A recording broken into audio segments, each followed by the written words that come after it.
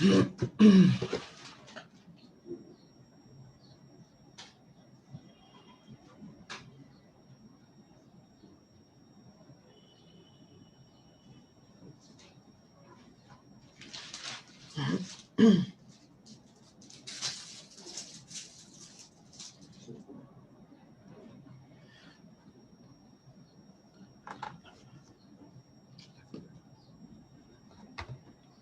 এটা কি ওইটাই আগের দিনেরটা? দেখে দাও।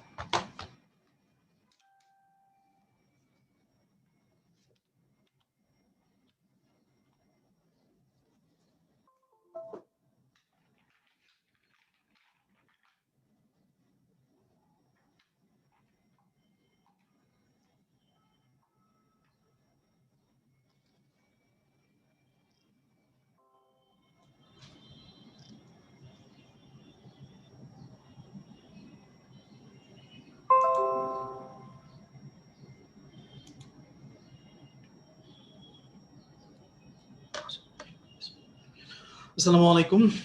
সবাই আশা করি অনেক ভালো আছো এবং তোমাদের এখন মোটামুটি বলা যায় যে যেহেতু ইন্টার পরীক্ষা নাই, তার মানে মোটামুটি দিনকাল অনেক সুখেই যাচ্ছে। রেজাল্ট নিয়ে টেনশন নাই, কোনো কিছু নিয়ে টেনশন নাই। শুধুমাত্র হচ্ছে অ্যাডমিশন টেস্ট মানে কবে হবে বা হচ্ছে অ্যাডমিশন টেস্টে কি করব সেটা নিয়ে অ্যাকচুয়ালি হচ্ছে টেনশন। বাট আমার মনে হয় যে হচ্ছে দিনকাল অনেক হ্যাপি হ্যাপি হ্যাপি হ্যাপি যাচ্ছে। তো আমরাও চাই যে তোমাদের দিনকাল অনেক হ্যাপি হ্যাপি হ্যাপি হ্যাপি যাক। কিন্তু আমরা এটাও চাই যেন হচ্ছে তোমরা একটু ভালো করে পড়ো, কারণ বেসিক্যালি টার্গেট তো এইটাই, তাই না? মেডিকেল অ্যাডমিশন টেস্টে খুব ভালো রেজাল্ট করে একটা বেস্ট মেডিকেল কলেজে চান্স পাওয়া। তো আমার মনে হয় যে হচ্ছে আহ, এই টার্গেটটা যদি কেউ খুব মনোযোগ দিয়ে পড়ো বা যদি চিন্তা করো যে হচ্ছে হ্যাঁ আমাকে মেডিকেল অ্যাডমিশন টেস্টে চান্স পাইতেই হবে, তো আমার মনে হয় যে হচ্ছে আগামী যে কয়েকটা দিন সময় আছে এই কয়েকটা দিন একটু ভালো করে পড়লে আমার মনে হয় যে হচ্ছে বেশ ভালো রেজাল্ট করা যাবে। এবং যখন তুমি ভালো রেজাল্ট করে ফেলবা তখন দেখবা যে জীবনে যত কিছু তুমি করতে চাইছো সবকিছুই আসলে পসিবল হয়ে যাবে, ঠিক আছে? তুমি যাই করতে চাও, তুমি দেখবা যে তোমার মা বাবাকে হচ্ছে যাই বলবা, তারা তখন বলবে হ্যাঁ বাবা, হ্যাঁ মা, এটা করে দিব, কোনো সমস্যা নাই, তুই যা চাস তাই দিব। মানে একদম হচ্ছে এমন ভাবে বলবে যে তোমার ভেবেই ভালো লাগবে যে আল্লাহ খালি চান্সটা একবার পাইতে দাও, ঠিক আছে? তো তোমাদেরকে বলছিলাম কিনা যে আমি যখন হচ্ছে মেডিকেল অ্যাডমিশন টেস্টে পড়া শুরু করি, তো আমার আব্বু আম্মু বলছিল যে হচ্ছে তুই মেডিকেল অ্যাডমিশন ভালো কর, তুই যা চাইবি তাই দিব। তো চিন্তা করলাম যে আচ্ছা এত বড় অপরচুনিটি, তো তখন বাসায় ল্যাপটপ ছিল, তো ল্যাপটপ চাই তো লাভ নাই, গেজেটও ছিল, গেজেট চাইও লাভ নাই, কি চাই? তো ভাবলাম একটা বড় দাও মারি। বললাম যে আব্বা, যদি ডিএমসি তে চান্স পাই তাহলে এই বাইক দিতে হবে। তো আব্বা কি চিন্তা করলো মনে মনে, বললো যে হ্যাঁ দিব। তো আব্বার ধারণা ছিল মনে হয় পাবো না। তো দেখো কেমনে কেমনে জানি পেয়ে গেছি, এবং পেয়ে যাওয়ার পরে এখন যখন বলি তখন আমার বাপ ওই দিকে তাকায়, এই দিকে তাকায়, কিন্তু আমার দিকে আর তাকায় না। ঠিক আছে? সুতরাং আলটিমেটলি হচ্ছে এই সময়টা হচ্ছে এমন একটা টাইম, যে টাইমটা তুমি তোমার এবং তোমার মা বাবার ড্রিম পূরণ করতে পারো। So আমার মনে হয় যে একটু ভালো করে পড়ো, ইনশাল্লাহ দুইজনের ড্রিমের যেন পূরণ হয়ে যায়। যাই হোক, অনেক কথা বলে ফেলছি, আমরা লেকচারটা শুরু করি। আমাদের আজকে গুণগত রসায়ন সেকেন্ড পার্ট। আমরা ফার্স্ট পার্ট নিয়ে ফেলছিলাম বেশ আগে। সেকেন্ড পার্টটা আজকে আমরা নিয়ে শেষ করব। কি কি পড়তে হবে বা কিভাবে পড়তে হয়, ইম্পর্টেন্স কি অধ্যায়, ওটা তখনই বলছি ভাই, এখন আর বলার কোনো প্রয়োজন নেই। জাস্ট একটা কথাই বলি, মেডিকেল অ্যাডমিশন টেস্টে কেমিস্ট্রিতে ভালো করতে চাও তো এই অধ্যায় ভালো করে পড়তে হবে। কেমিস্ট্রি ফার্স্ট পেপারের মেইন চ্যাপ্টার তোমাকে ভালো করে পড়তে হবে, গুণগত রসায়ন সেকেন্ড পার্ট। ওকে, আচ্ছা শুরু করি তাইলে। আমাদের আজকের অধ্যায় গুণগত রসায়ন দ্বিতীয় অংশ। আমি ডাক্তার মোহাম্মদ রাইসুল আরাফাত রিয়াদ। শুরু করি, হ্যাঁ? আচ্ছা, তোমরা 2.7 চলে আসো বইয়ের। ওকে, 2.7 খেয়াল করো আমরা আসলে কি পড়বো। 2.7 আমার কিছু সিরিজের নাম আছে, তাই না? আমরা জানি যে এখানে একটা সমীকরণ আছে, 1/λ is equal to R H into 1/n1 square minus 1/n2 square. এই যে n1 আর এই যে n2, এগুলো আসলে কিছু সিরিজের নাম, তাই না? যেমন আমরা সবাই জানি সিরিজগুলোর নাম কি, Lyman, Balmer, passion, ব্রকেট, fun, Humphreys, তাই না? তাহলে আমাকে এই সিরিজগুলোর নাম আসলে সিরিয়াল বাই জানতে হবে। যেমন এখানে দেখো সিরিয়াল বাই বলা আছে, Lyman, Balmer, Paschen, Brackett, Pfund, Humphreys. তাহলে তোমাকে প্রশ্ন কিভাবে করবে, বলবে প্রথম সিরিজের নাম কি, তোমাকে কি অ্যান্সার করতে হবে, লাইম্যান সিরিজ। দ্বিতীয় সিরিজের নাম কি, বামার সিরিজ। তৃতীয় সিরিজ কি, প্যাশন। এইভাবে করে সিরিজগুলোর নাম ক্রমানুসারে পড়তে হবে, ঠিক আছে? প্রশ্ন এগুলোই, একদম ইজি কোয়েশ্চেন। ওকে, আচ্ছা আর কি পড়বো এখান থেকে ভাইয়া? আরেকটা জিনিস যেটা পড়তে হবে সেটা হচ্ছে দেখো, এই যে অতি বেগুনি দৃশ্যমান এই দুইটা শব্দ আছে না, এই দুইটা শব্দ হাইলাইট করে রাখো। কেন? কারণ তোমাকে জিজ্ঞেস করতে পারে অতি বেগুনি অঞ্চল অবস্থিত কোন সিরিজে, তাহলে তোমাকে তখন অ্যান্সার করতে হবে লাইব্যান। আবার তোমাকে জিজ্ঞেস করতে হবে কোন সিরিজটা দেখা যায় বা দৃশ্যমান, তখন তোমাকে অ্যান্সার করতে হবে বামার। বাকিগুলো পড়ার প্রয়োজন হয় না, কারণ বাকি সবাই হচ্ছে অবলোহিত অঞ্চল। ঠিক আছে, তাহলে আমি দুইটাই মনে রাখবো। ওকে, আচ্ছা নিচেরটাতে চলে আসি। দেখো এই যে বক্সটা আছে, এই বক্সটা কিভাবে পড়বো? এই বক্সটা অ্যাকচুয়ালি এত ইম্পর্টেন্ট না, প্রথম কথা। তারপরে অ্যাডমিশন টেস্ট ভাই একটা স্টার থাকলেও পড়তে হবে। এটা হচ্ছে যদি মোস্ট ইম্পর্টেন্ট 3টা স্টার হয়, এটা একটা স্টার। ঠিক আছে, তাহলে দেখো এখানে আমার এত বড় বক্সের মধ্যে আমি পড়বো হচ্ছে এইটা, প্রথমটা, সৃষ্ট রেখার বর্ণ। ঠিক আছে, এই দুইটা বেসিক্যালি। আর তরঙ্গ সংখ্যাটা তোমরা জাস্ট একটু মুখস্থ করতে পারো, বুঝেও করতে পারো। যেমন এখানে খেয়াল করো, সবগুলোই কিন্তু বামার সিরিজে যাচ্ছে, তাই না? সবগুলোর N1 হচ্ছে 2। আর এখানে হচ্ছে ক্রমানুযায়ী হচ্ছে শেলগুলা বড় হচ্ছে। যেমন এম শেল 3 বলা হয়েছে কেন ভাই? আমরা সবাই জানি কে মানে এক প্রথম সিরিজ, এল মানে দ্বিতীয় সিরিজ, এম মানে তৃতীয় সিরিজ। ওই যে অরবিটের নাম K L M N O P, তাই না? মনে আছে না? তাহলে এম মানে হচ্ছে তৃতীয় শেল থেকে কই যাচ্ছে? বামার সিরিজ মানে 2 এ যাচ্ছে। আবার এন মানে 4 কই যাচ্ছে? 2 এ যাচ্ছে। এন ও মানে হচ্ছে 5 2 এ যাচ্ছে। পি মানে 6 2 এ যাচ্ছে।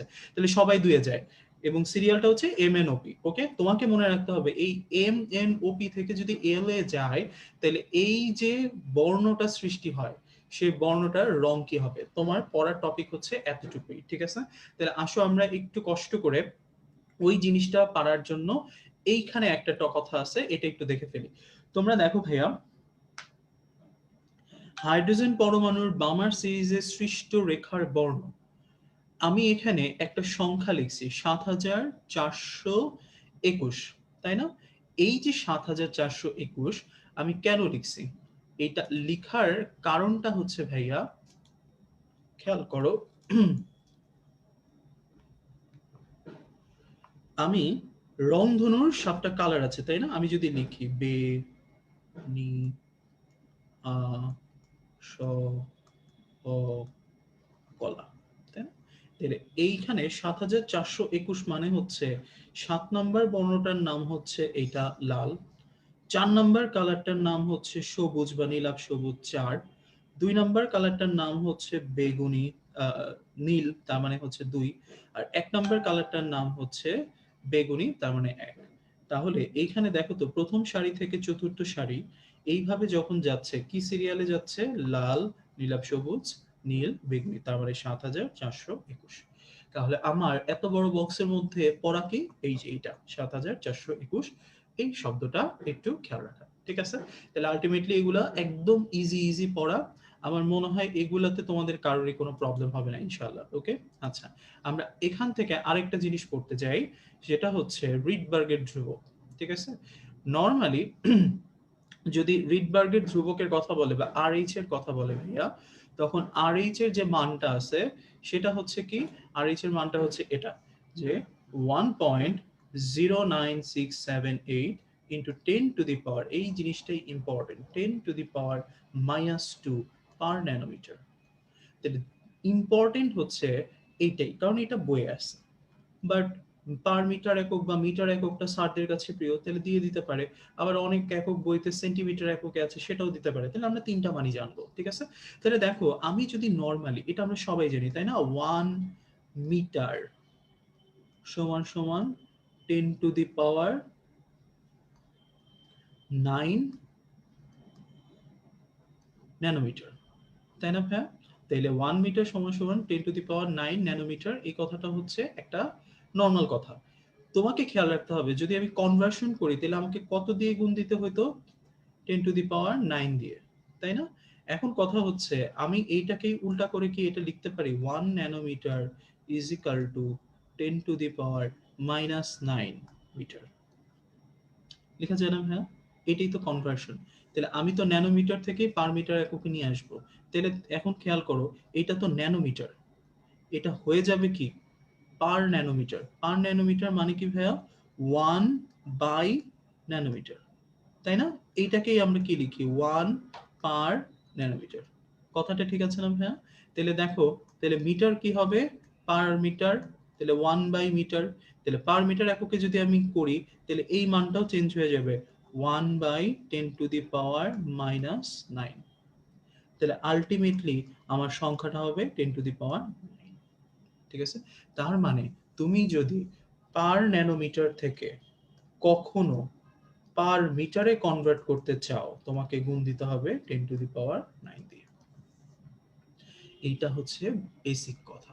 ঠিক আছে, তাহলে আমি যদি এটাকে 10⁻৯ দিয়ে গুণ দিই ভাইয়া, তাহলে আমার কত আসে? -2 থেকে -9 গেলে 10⁻7। ঠিক আছে, আর সেন্টিমিটার মানে অবশ্যই হচ্ছে মিটার একক যেটা আছে সেইটার 1,100 ভাগের 1 ভাগ, তাই না?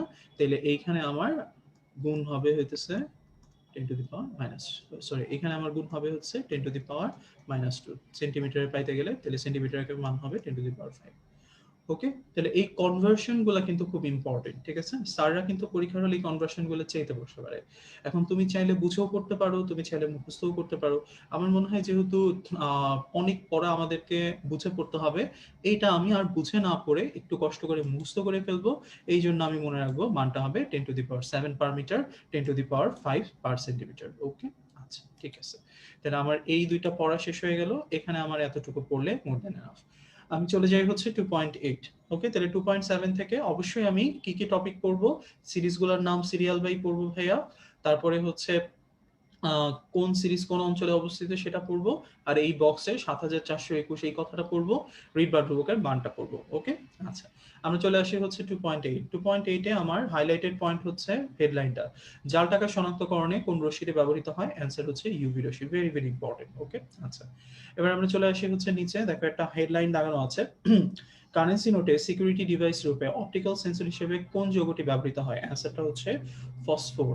ওকে, তোমাকে কিন্তু পরীক্ষায় জিজ্ঞেস করবে টাকার মধ্যে কোন রাসায়নিক পদার্থ থাকে যে কারণে জাল টাকা থেকে সেটা ইউভি রশ্মির মাধ্যমে শনাক্ত করা যায়? অ্যান্সার হচ্ছে ফসফোর। ওকে, আচ্ছা এখন ফসফোর তো শুধু পড়লে হবে না, আমাকে ফসফোর থেকে কিছু ইম্পর্টেন্ট টপিক জানতে হবে। পরের পেজে চলে আসে ভাইয়া। ফসফোর থেকে কি জানবো? ফসফোর থেকে প্রথম কথাটাই হচ্ছে তার তরঙ্গ দৈর্ঘ্য কত, এটা জানতে হবে, খুব ইম্পর্টেন্ট, ডাবল স্টার দিয়ে রাখো। তাহলে ফসফোরের তরঙ্গ দৈর্ঘ্য হচ্ছে 230 থেকে 375 ন্যানোমিটার। ওকে, আচ্ছা আমার মনে হয় যে হচ্ছে তোমরা কেউ কেউ লিখতেছো যে ভাইয়া দেখা যাচ্ছে না। আমি কিন্তু হচ্ছে আমার নিজের মোবাইল দিয়েও হচ্ছে চেক করতেছি যে দেখা যাচ্ছে কিনা, দেখা কিন্তু যাচ্ছে। ঠিক আছে, তোমরা একটু কষ্ট করে তোমাদের মোবাইলটা একটু জুম করে নাও, বড় করে নাও স্ক্রিনটা, তাহলে আমার মনে হয় হচ্ছে দেখা যাবে। ওকে, আচ্ছা ওয়েল, এবার চলে আসুন নিচে। রাসায়নিকভাবে ফসফর তৈরিতে বিভিন্ন জটিল ধাতব আয়ন এবং অক্সাইড ল্যান্থানাইড আয়নের মিশ্রণে ব্যবহৃত হয়। ঠিক আছে, তাহলে আমাকে কষ্ট করে একটু জানতে হবে যে কোন কোন ধাতব আয়ন নরমালি আমরা ফসফর যৌগের মধ্যে ইউজ করি এবং সেগুলোর কালার কি। তুমি নামটা শুধু পড়বা, সংকেতটা পড়ার প্রয়োজন নাই, আর কালারটা পড়বা। ঠিক আছে, মোর দেন এনাফ, এর বাইরে কিছু পড়ার প্রয়োজন নাই। পড়বো কম, ঠিক আছে, আমরা এখন হচ্ছে সব পড়ার মতো সময় নেই, আমাদেরকে পড়তে হবে খুব সিলেক্টিভ। আমরা কম পড়বো, বেশি মনে রাখবো, যেন ভালো রেজাল্ট করা যায়। ওকে, কিন্তু ইম্পর্টেন্ট টপিক পড়বো। তাহলে খেয়াল করো, এখানে আছে আমার ইউরোপিয়াম আয়ন, এর সাথে আছে ইথেরিয়াম অক্সাইড, তাই না? এখানে আছে আমার ইউরোপিয়াম আয়ন, তার সাথে একটা বড় যৌগ বেরিয়াম ম্যাগনেসিয়াম অ্যালুমিনিয়াম অক্সাইড। এখানে আমার টার্বিয়াম আয়ন, তার সাথে অনেক বড় একটা যৌগ সেলেনিয়াম ম্যাগনেসিয়াম অ্যালুমিনিয়াম অক্সাইড। ঠিক আছে, তাহলে আমার তো এত বড় কিছু করার প্রয়োজন নাই। আমি কালার কিভাবে মনে রাখবো? খেয়াল করো, ইউরোপিয়াম 3+, দুই ভাবে মনে রাখা যায়। আরেকটা হচ্ছে ইউরোপিয়াম 2+, যেটার জারণ সংখ্যা বেশি সেটার কালারটা ডিপ। তাহলে লাল আর নীলের মধ্যে ডিপ কালার অবভিয়াসলি কি লাল, তাহলে জারণ সংখ্যা বেশি, তাহলে কালার হবে ডিপ কালার লাল। ঠিক আছে, জারণ সংখ্যা কম, তার মানে কালারটা হালকা হবে, তার মানে হচ্ছে নীল। ঠিক আছে, তাহলে ইউরোপিয়াম 3+, বেশি জারণ সংখ্যা লাল, ইউরোপিয়াম 2+, কম জারণ সংখ্যা নীল। এভাবে মনে রাখতে পারো। অথবা আমি যেটা মনে রাখতাম, এই যৌগটার নাম মনে রাখতাম ইটেরিয়াম, ইট। তাহলে ইটের কালার কি ভাইয়া? লাল। তাহলে ইটেরিয়াম অক্সাইডের সাথে যেটা আছে এটার কালার হচ্ছে লাল। পড়া শেষ। তাহলে বাকি যেটা ইউরোপিয়ান থাকবে এটা কালার হচ্ছে নীল। ঠিক আছে, মুখস্থ করবো কোনটা? টার্বিয়াম 3+, এটার কালার হচ্ছে সবুজ। তাহলে মুখস্থ করা কিন্তু একটা, টিবি 3+, কি সবুজ। আর ইউরোপিয়াম 3+, জারণ সংখ্যা বেশি, তার মানে লাল। ইউরোপিয়াম 2+, জারণ সংখ্যা কম, তার মানে নীল। ঠিক আছে, আচ্ছা এখন সেকেন্ড কথা হচ্ছে কোনটার জারণ সংখ্যা কি সেটা কেমনে মনে রাখবো। আচ্ছা, এটা মনে রাখার জন্য সবচেয়ে সোজা টেকনিক হচ্ছে বিইএমজি, এই দুইটা একটু খেয়াল করা। তোমাদের মনে আছে না, আমি লাস্ট ক্লাসে হচ্ছে গ্রুপ নির্ণয় পড়াইছিলাম, তখন আমি পড়াইছিলাম যে ম্যাগনেসিয়ামের গ্রুপ বা বেরিয়ামের গ্রুপ হচ্ছে 2, তাই না? এরা গ্রুপ 2 মৌল। তাহলে 2 মোলের গ্রুপ 2 যেহেতু উপরের সংখ্যা কত 2 না, তাহলে এই ইউরোপিয়ামের পাশে কত হবে 2 প্লাস হবে। ওকে, মনে রাখার অনেক টেকনিক আছে। ওকে, তুমি জাস্ট হচ্ছে ঠান্ডা মাথায় 2-3 বার এই মনে রাখার টেকনিকগুলো একটু খেয়াল করবা, দেখবা পরবর্তীগুলো ইনশাআল্লাহ এমনিই হয়ে গেছে। ওকে, আচ্ছা, এবার আমরা চলে আসি হচ্ছে পরের পেজে। পরের পেজে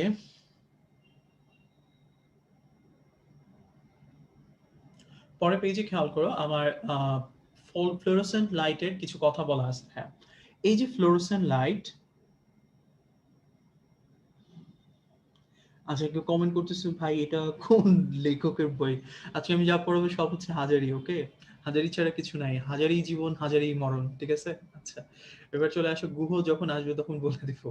ফ্লোরোসেন্ট লাইট বাল্বে দুটি মূল অংশ থাকে। ওকে, একটা হচ্ছে তার মার্কারি, আরেকটা হচ্ছে তার একটা ইলেকট্রিক ব্যালাস্ট। ওকে, এখন এখান থেকে কি পড়বো, এখান থেকে পড়বো যেটা, সেটা হচ্ছে দেখো মার্কারি বাষ্প সহ একটা নিষ্ক্রিয় গ্যাস ব্যবহৃত হয়, এটা হচ্ছে আর্গন। তোমরা তোমাদের ক্লাস 9-এ মনে হয় হচ্ছে নিষ্ক্রিয় গ্যাসগুলো ব্যবহার করছিলাম। তখন হচ্ছে আমরা দেখছিলাম যে হচ্ছে আমরা নিয়ন বাতি ব্যবহার করি, হাইড্রোজেন গ্যাস ব্যবহার করি, যদি হাইড্রোজেনটা নিষ্ক্রিয় না। তো আলটিমেটলি এই গ্যাসগুলো ইউজ করা হতো। এখন তোমাকে মনে রাখতে হবে যেটা energy saving bulb, fluorescent light bulb, সেটাতে কোন গ্যাস ব্যবহৃত হয়, argon gas. Triple star, very very important, ঠিক আছে। দিয়ে দিতে পারে মেডিকেল অ্যাডমিশন টেস্ট কিন্তু আসছে, আর্গন গ্যাস, নিয়ন গ্যাস এগুলো থেকে কোশ্চেন আসছে, তার মানে দিতে পারে, ঠিক আছে। আচ্ছা, আর সেকেন্ড কথাটা যেটা মনে রাখবা সেটা হচ্ছে এই শব্দটা high, high voltage current supply করে। তাহলে ইলেকট্রিক ব্যালান্স থেকে যেটা উৎপন্ন হবে সেটা কি ধরনের current, high voltage current supply. এই হাই ভোল্টেজ কারেন্ট সাপ্লাইয়ের জন্যই আমরা নর্মালি হচ্ছে কম দেখা যায় কি, যে আগের যেগুলো টাংস্টেন্টের বাল্ব ছিল সেগুলোকে অনেক বেশি বিদ্যুৎ দেওয়া লাগতো, খুব কম আলোক শক্তি পাওয়া যেত। আর এখনকার ফ্লোরোসেন্ট বাল্ব যেগুলো আছে এগুলাতে কম বিদ্যুৎ প্রদান করলে অনেক বেশি আলো পাওয়া যায়। দেখো এখানে এই কথাটাই বলছে, সাধারণ টাংস্টেন ফিলামেন্টে বাল্বে মাত্র 5% বিদ্যুৎ শক্তি আলোকে পরিণত হয়, কিন্তু ফ্লুরোসেন্টে 20% আলো সৃষ্টি করে, ঠিক আছে। তার মানে এই কথাটা তোমাকে জানতে হবে যে এনার্জি সেভিং বা সাশ্রয়ী বাল্বের নাম কি, ফ্লোরোসেন্ট বাল্ব, ঠিক আছে। আচ্ছা, এবার নিচের যে কথাগুলো আছে পড়ে ফেলছি না ভাইয়া। ইটেরিয়াম 3+ কালার কি, লাল। ইউরোপিয়াম 2+ কালার কি, নীল। টার্বিয়াম 3+ কালার কি, সবুজ। ওকে, তাহলে এখানে এই কথাগুলোই আছে, আমরা পারি, ঠিক আছে। আচ্ছা, পড়বো না, চলে যাই পরের পেজ। ওকে ওকে, এইবার এইটা একটু খেয়াল করো, নিচের কোনটি সর্বাধিক। আচ্ছা, অ্যান্সার তো দেওয়াই আছে তাই না। তো প্রথম কথা হচ্ছে ভাই অ্যান্সারটা দিয়ে দিছেন, আর কি পড়বো। অ্যান্সারটা দিয়ে যে দিছি, এই অ্যান্সারটা ঠিক আছে কিনা বলো। এই অ্যান্সারটার মধ্যে ভুলও থাকতে পারে, বলে দিচ্ছি। যদি ঠিক থাকে তাহলে লিখবা ঠিক আছে ভাইয়া, আর যদি ভুল থাকে তাহলে লিখবা নো।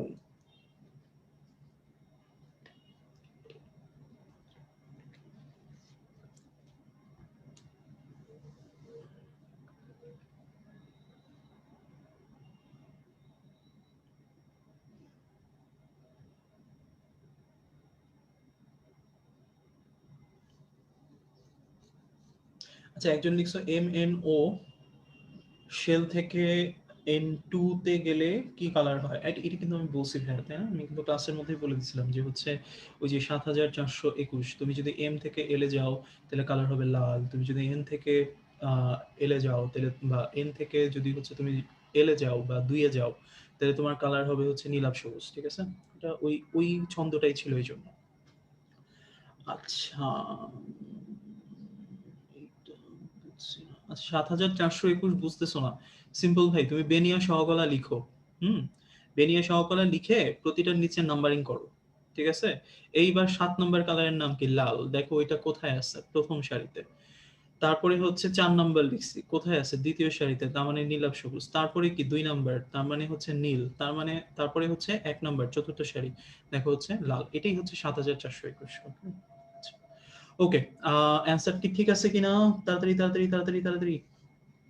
ওকে, লিখছো ঠিক আছে, ভেরি গুড। ওকে, কেন ঠিক আছে খেয়াল করো, নিচের কোনটির শক্তি সর্বাধিক। আমরা 4টা অপশন দিছি, কিন্তু এখান থেকে আমার অ্যান্সার যেটা বের করব সেটা আসবে এই জায়গাটা থেকে। আমরা সকলেই জানি যে হচ্ছে প্লাঙ্কের যে সমীকরণ সেটা হচ্ছে E=H নিউ, E=hc/λ। এই এই সূত্রের ম্যাথ করতে হবে। তোমরা প্রতিটা সূত্রের ম্যাথ করবা না, ঠিক আছে। এখন আর ইন্টারের প্রিপারেশন নাই, ছোট ছোট যে সূত্রগুলো আছে যেগুলো মেডিকেল অ্যাডমিশন টেস্টে আসবে শুধুমাত্র সেগুলাই করবা। এতদিন আমরা সব ম্যাথ তোমাদেরকে করাই দিচ্ছি, যা প্রবলেম বলছো সেগুলো বলে দিচ্ছি। এখন অ্যাটিপিক্যাল যে ম্যাথগুলো আছে, বড় ম্যাথগুলো আছে, যেগুলো তুমি ক্যালকুলেটর ছাড়া করতেই পারবে না, সেগুলোর দিকে ফিরাও তাকাবে না, ঠিক আছে? কারণ ওগুলো আসবে না। ওগুলো যদি আসে তুমিও পারবে না, কেউই পারবে না, কারণ ক্যালকুলেটর ছাড়া সম্ভব না। এখন আমি যদি তোমাকে বলি mvr is equal to nh/2 পাই, এইখানে তোমার আহ ব্যাসার্ধের মান নির্ণয় করো, তখন তুমি চিন্তা করো 2 পাই বাই এমভি, এত বড় বড় পাওয়ারের মান ক্যালকুলেশন করা সম্ভব? আর যদি সম্ভব হয়ও সেটা কতক্ষণে সম্ভব, ঠিক আছে? তার মানে আলটিমেটলি হচ্ছে এই টাইপের ম্যাথ আমি করবই না, আমি ছোট ছোট ম্যাথ করব। তোমার হয়তো বা হচ্ছে বলা আছে যে ফ্রিকোয়েন্সির মান দেওয়া আছে, আলোর বেগ তো আমি জানি, তোমার শক্তির পরিমাণ কত, অথবা শক্তির মান দেওয়া আছে, ফ্রিকোয়েন্সির মানটা বের করো, আমি হচ্ছে ওইখান থেকে বের করব, ঠিক আছে? কিন্তু বড় বড় ম্যাথ এগুলো করা যাবে না। ওকে, তাহলে খেয়াল করো is equal to H nu, তার মানে E is equal to H C by lambda, তাই না? তাহলে খেয়াল করো এইচ আর সি দুইটাই হচ্ছে ধ্রুব মান, তাই না? প্লাঙ্কের ধ্রুবক আলোর বেগ। তাহলে সমীকরণটার সম্পর্ক হচ্ছে শক্তি তার তরঙ্গ দৈর্ঘ্যের ব্যস্তানুপাতিক, তাই না? তাইলে খেয়াল করো গত ক্লাসে আমি একটা ছন্দ বলছিলাম, মাগুরার অতি সুন্দর দৃশ্য অবচেতন মন রাঙায়, তাই না? মাগুরার অতি সুন্দর দৃশ্য অবচেতন মন রাঙায়। তাহলে ম দিয়ে কি ছিল? মহাজাগতিক। গ দিয়ে গামারস্যি। র দিয়ে রঞ্জন। অতি অতিবেগুনি। দৃশ্য দৃশ্যমান। অব অবলোহিত। মন মাইক্রোওয়েভ। রাঙায় রেডিও ওয়েভ, তাই না? এই যে নামগুলো ছিল, এদের যে তরঙ্গ দৈর্ঘ্যের মানটা ছিল ভাই, এই মানগুলো তুমি একটু চিন্তা করো যে সবগুলাই কিন্তু বড় থেকে ছোট হচ্ছিল, তাই না? সরি, ছোট থেকে বড় হচ্ছিল, তরঙ্গ দৈর্ঘ্যের মানগুলো বাম থেকে ডানের দিকে বাড়ছিল। কিন্তু তরঙ্গ দৈর্ঘ্যের সাথে শক্তির সম্পর্কটা কি ভাইয়া? ব্যস্তানুপাতিক। তাহলে বাম থেকে ডানের দিকে যদি তরঙ্গ দৈর্ঘ্য বাড়ে, শক্তি বাড়বে না কমবে? কমবে।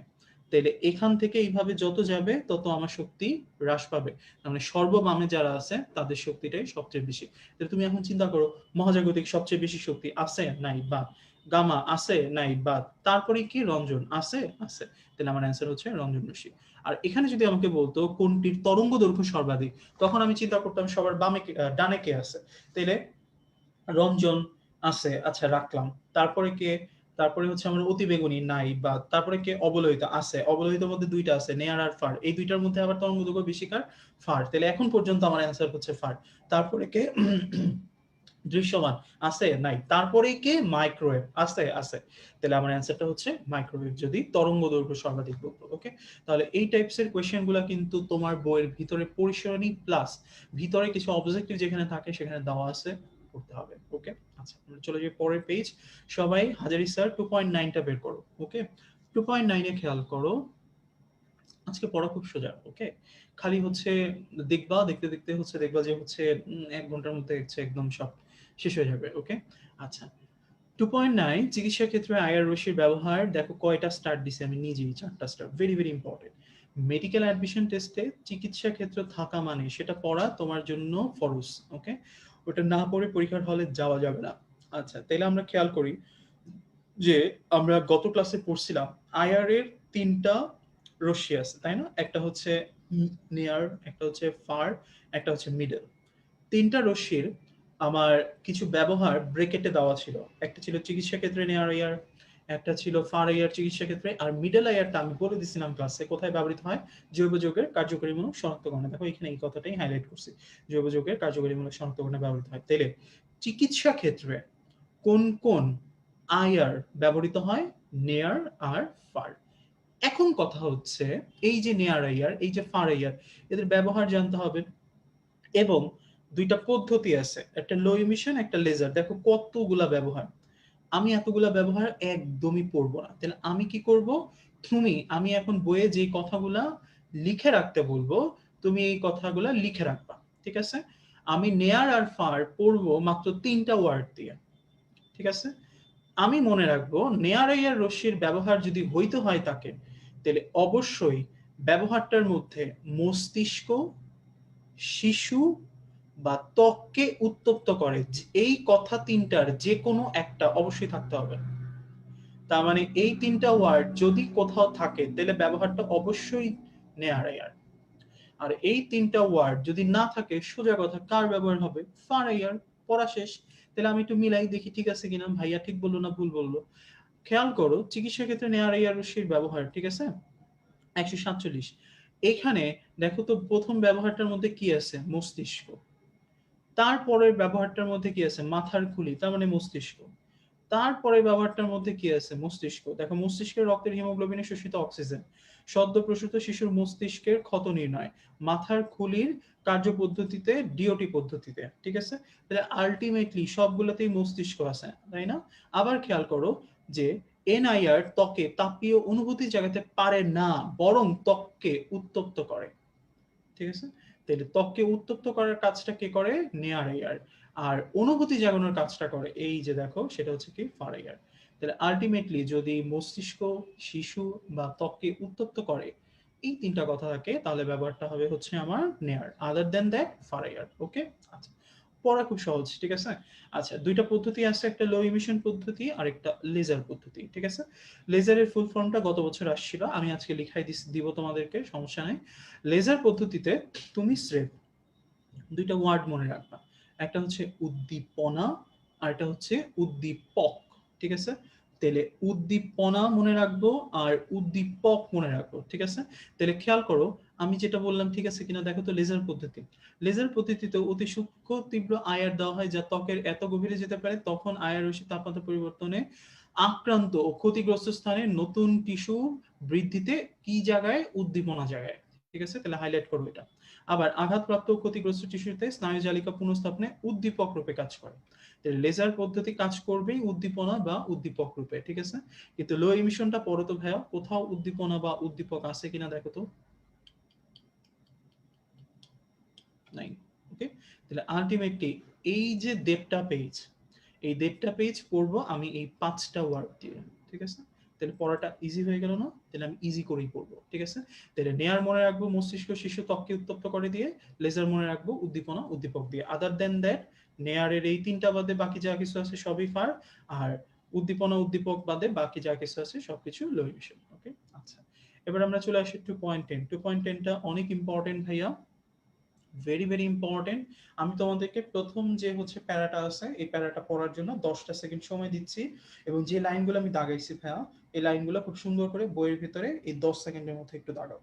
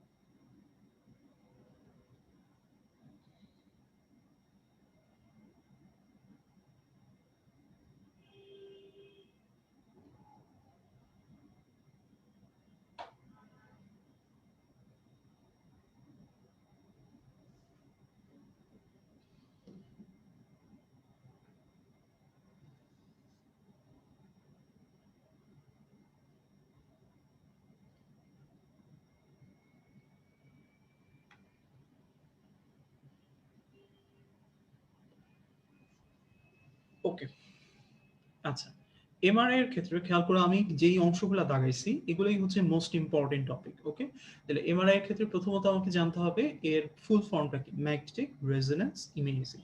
নেক্সট আমাকে জানতে হবে যে এমআরআই যেটা আছে এটা কি ধরনের ডিজিটাল পিকচার দেয়, 3D পিকচার। ওকে, আচ্ছা, নেক্সট আমাকে জানতে হবে এর তরঙ্গ ফ্রিকোয়েন্সির মানটা কেমন, 10⁴ হার্টজ। নেক্সট জানতে হবে এটা কি ধরনের তড়িৎ পরিবাহী থেকে তৈরি হয়, এসি কারেন্ট, ঠিক আছে। আচ্ছা, নেক্সট আমাকে যেটা জানতে হবে অবশ্যই অবশ্যই অবশ্যই অনেকগুলো স্টার, সেটা হচ্ছে এমআরআই এর ব্যবহার। এর মধ্যে সবচেয়ে ইম্পর্টেন্ট হচ্ছে লাস্টের বোল্ড লাইনটা ট্রিপল স্টার দিয়ে দাগিয়ে রাখো, মস্তিষ্কের টিউমার, কোমল টিস্যু যেমন মেরুজ্জ টিউমার শনাক্তকরণে এমআরআই অত্যন্ত কার্যকর, ঠিক আছে, অনেক ইম্পর্টেন্ট। হ্যাঁ, আচ্ছা, এখন এখানে তোমাদের অনেকে ভাই হচ্ছে কোশ্চেন করো যে ভাই আপনি তো বললেন মস্তিষ্ক থাকলে এনআইআর, এখানে তো আবার দেখতেছি এমআরআই, তাহলে প্যাচ রাখবো না? না, প্যাচ রাখবো না। খেয়াল করো, যদি তোমাকে বলে মস্তিষ্কের কোনো কিছুতে কোন রশ্মি ব্যবহৃত হয়, তাহলে আমি দিব হচ্ছে নেয়ার আয়ার। আর আমাকে যদি বলে যে মস্তিষ্কের কোন পরীক্ষার ক্ষেত্রে কোনটি ব্যবহৃত হয়, তাহলে আমি দিব এমআরআই। এমআরআই হচ্ছে একটা পরীক্ষা, ইনভেস্টিগেশন। এনআইআর কিন্তু কোনো ইনভেস্টিগেশন না। এনআইআর হচ্ছে একটা রশ্মি যেটা বিভিন্ন পরীক্ষায় আমরা ব্যবহার করি। ঠিক আছে? তাহলে যদি রশ্মি চায় এনআইআর, যদি পরীক্ষা চায়, পদ্ধতি চায়, তাহলে হচ্ছে আমার এমআরআই। ওকে? আচ্ছা। এবার আমরা চলে যাই হচ্ছে নিচে। এই নিচে যে কথাগুলো আছে সে কথাগুলো আমি হচ্ছে এইখানে একটু পড়াবো তোমাদেরকে। ঠিক আছে? আচ্ছা। এখানে একটু স্লাইট কারেকশন আছে ভাইয়া। এই কারেকশনটা একটু তোমাদেরকে করে নিতে হবে। দেখো এমআরআই তার মানে ম্যাগনেটিক রেজোনেন্স ইমেজিং যদি বলে এটা কার উপর নির্ভরশীল? এটা নির্ভরশীল হচ্ছে বিজোড় সংখ্যক প্রোটন বা নিউট্রন যুক্ত এনএমআর পরমাণুর উপর। ওকে? কারা এনএমআর এনএমআর কিভাবে বের করে আমি এটা আজকে ক্লাসে দেখাই দিব, কোনো প্রবলেম নাই। আর এখানে এমআর ইমেজিং এই আইএনজিটা না হবে না, বুঝছো?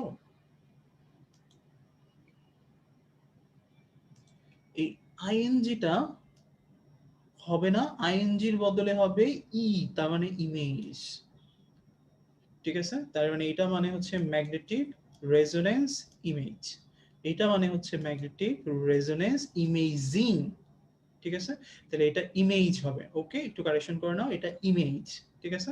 তাহলে ম্যাগনেটিক রেজোনেন্স ইমেজ তার উপর নির্ভরশীল রেজোনেন্স সৃষ্টিকারী নিউক্লিয়াসের স্বস্তিকাল আর ঘনমাত্রার উপর। তাহলে খেয়াল রাখতে হবে যদি আইএনজি থাকে, এটা হচ্ছে আইএনজি, যদি আইএনজি থাকে তাহলে অ্যান্সার হবে এনএমআর।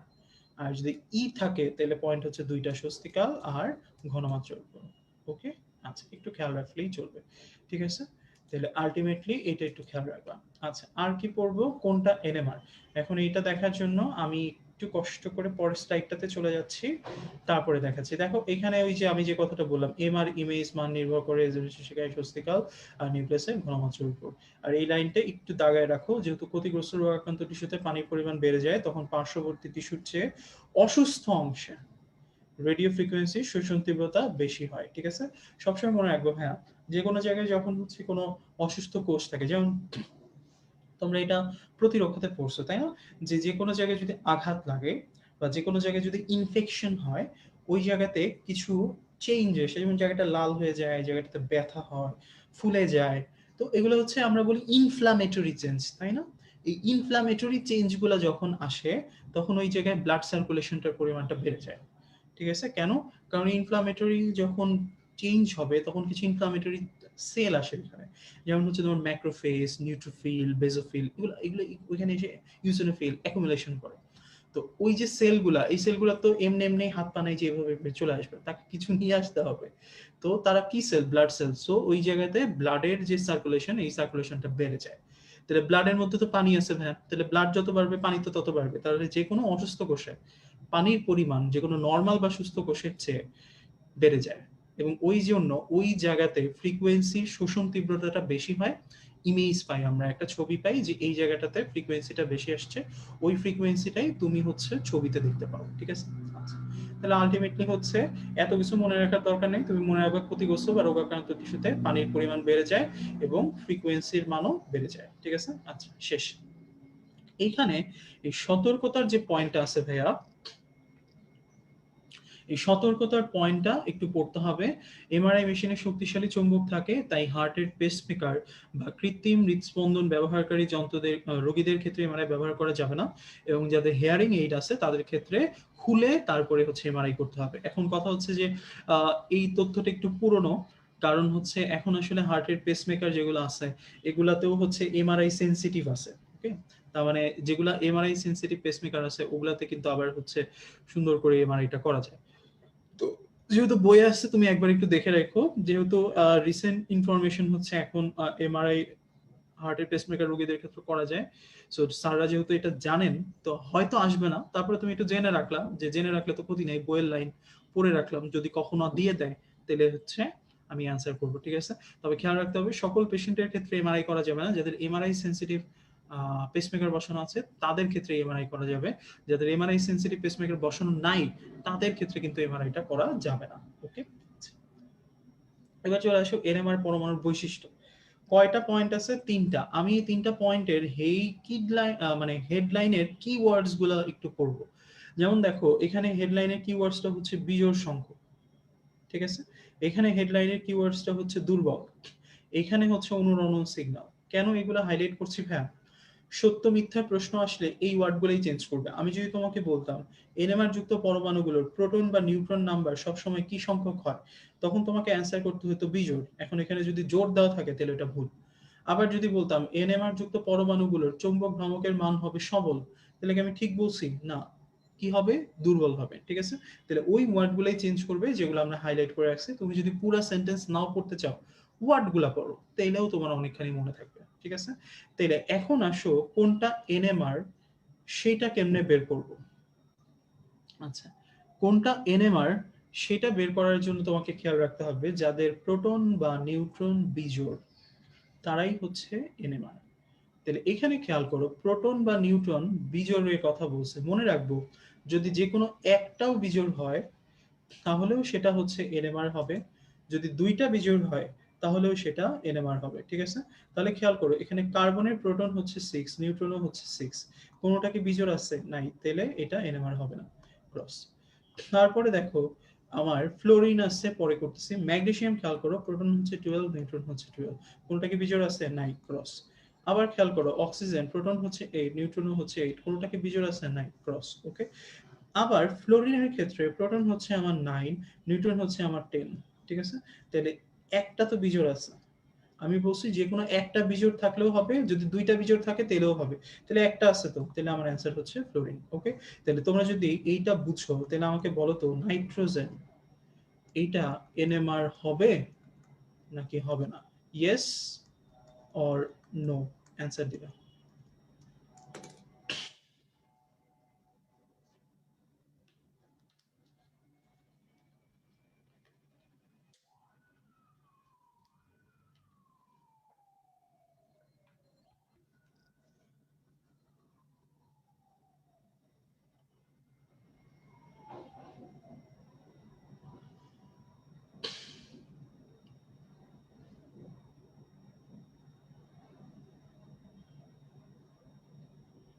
ওকে?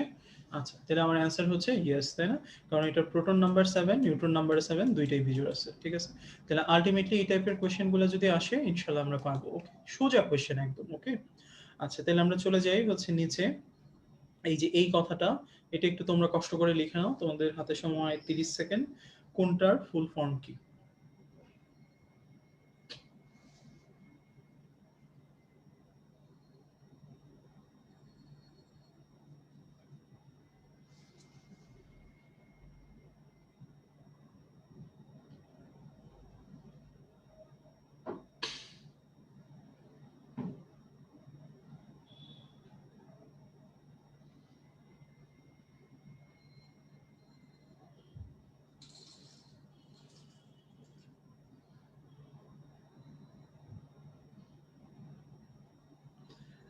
আচ্ছা ভাইয়া, পেসমেকার খুলে করা যায় না? পেসমেকার তো অ্যাকচুয়ালি হচ্ছে ভাই আমরা এই জায়গাতে একটা ইনসিশন দিয়ে তারপরে হচ্ছে একদম সুন্দর করে ভিতরে বসাই দিয়ে আসি। এখন ওইটাই তোমার হচ্ছে যেটা পেসমেকার সেটাই হচ্ছে তোমার পরবর্তীতে হৃদস্পন্দন তৈরি করবে আরকি। ঠিক আছে? কিন্তু তুমি এটা এমন জিনিস না যে হচ্ছে বাসার থালাবাটি যেটা হচ্ছে ধরো কাজ করা শেষ হয়ে গেছে রেখে দিলাম, আবার এখানে লাগাই দিলাম এরকম না। ঠিক আছে? সো এটা খুলে করা যায় না। হেয়ারিং এইডটা খুলে করা যায়। আচ্ছা।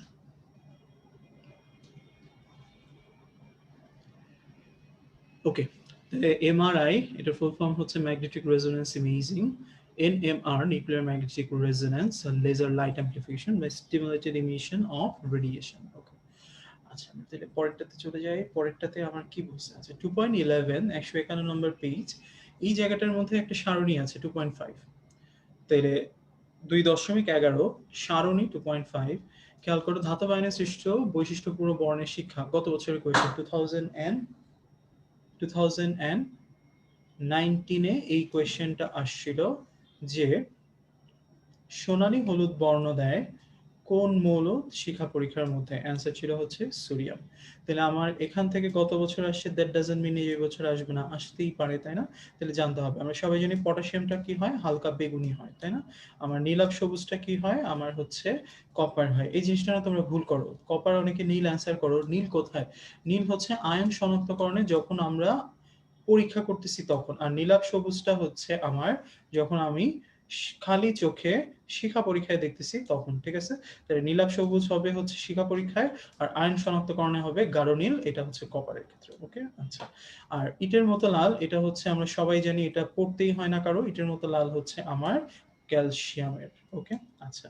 তাহলে এটা আমরা একটু কষ্ট করে পড়ে ফেলবো। কোবাল্ট ব্লু গাছটা সাধারণত নর্মালি দেয় না, তারপরে একটু পড়ে ফেলো যেহেতু বইয়ে দেওয়া আছে। এটা একটা স্টার, এটা হচ্ছে 3টা স্টার, ঠিক আছে? আচ্ছা, ওকে, আমরা চলে যাই হচ্ছে নেক্সট পড়ায়। আসলে আজকের পড়া খুব ইজি। ওকে, আচ্ছা। নেক্সট পড়াতে এইখানে কিছু লাইন একটু দাগানো আছে, যখন তোমার বইটা দাগানো পাবা ওই দাগানো লাইনগুলো একটু দেখে নিবা। আমি তোমাদেরকে জাস্ট একটু মুখে বলে দিচ্ছি যেন হচ্ছে তোমাদের একটু সুবিধা হয়। ওকে, 2.12টা বেসিক্যালি আমরা পড়বো হচ্ছে আমাদের, আমি যেই হচ্ছে কিছু স্লাইড তৈরি করছি এই স্লাইডগুলো থেকে, অন্যান্য কিছু এখান থেকে পড়ার প্রয়োজন নেই, তুমি স্লাইডগুলাই পড়ো, মোর দ্যান এনাফ। ওকে, 2.12 এর জন্য। আচ্ছা, এখন খেয়াল করো আমার কথাটা কি। আমার কথাটা হচ্ছে যে দ্রাব্যতার নিয়ামক নিয়ে। আমার নরমালি দ্রাব্যতার নিয়ামক তোমাদের হাজারি স্যারের বইতে বলা আছে হচ্ছে 3টা। একটা হচ্ছে দ্রবের প্রকৃতি, দ্রাবকের প্রকৃতি, আর একটা হচ্ছে তাপমাত্রা। দ্রবের প্রকৃতি, দ্রাবকের প্রকৃতি, এই দুইটা খুব সহজ, যেমন আমরা সবাই জানি। তুমি একটু চিন্তা করো দ্রবের প্রকৃতি। তাহলে ধরো আমি পানির মধ্যে একটা মিশ্রণে নিলাম সোডিয়াম ক্লোরাইড, একটা মিশ্রণে নিলাম ধরো হচ্ছে অ্যামোনিয়াম হাইড্রোক্সাইড বা অ্যামোনিয়াম ক্লোরাইড, বা হচ্ছে তোমার সিলভার ক্লোরাইড, ঠিক আছে? তুমি চিন্তা করো সোডিয়াম ক্লোরাইডটা যেরকম দ্রবীভূত হবে, সিলভার ক্লোরাইডও কি একই রকম দ্রবীভূত হবে? না, সিলভার ক্লোরাইডটা অ্যাকচুয়ালি অদ্রবণীয়, তাই না? এটা দ্রবীভূত হয় না। আর সোডিয়াম ক্লোরাইডটা হচ্ছে দ্রবণীয়, এটা দ্রবীভূত হয় এবং অনেক চমৎকার ভাবে হয়। তাহলে আলটিমেটলি দ্রব্য যেরকম হবে তার দ্রাব্যতাটা সেই রূপ হবে, ঠিক আছে? আচ্ছা, দ্রাবকের প্রকৃতিটা কেমন? তুমি সোডিয়াম ক্লোরাইড যদি হচ্ছে পানিতে নাও, আর সোডিয়াম ক্লোরাইড যদি বেনজিনে নাও, তাহলে কি ঘটবে? পানিতে সোডিয়াম ক্লোরাইডটা মিশে যাবে, বেনজিনে মিশবে না, কারণ পানি একটা হচ্ছে পোলার দ্রবণ। আয়নিক যৌগগুলো সাধারণত পোলার দ্রাবকে দ্রবীভূত হয়, আর বেনজিন হচ্ছে একটা অপোলার দ্রাবক। অপোলার দ্রাবকটা সাধারণত, সরি, বেনজিন হচ্ছে এক ধরনের অপোলার যৌগ। অপোলার যৌগগুলো সাধারণত জৈব দ্রাবকে দ্রবীভূত হয়, সেটা কখনোই আমার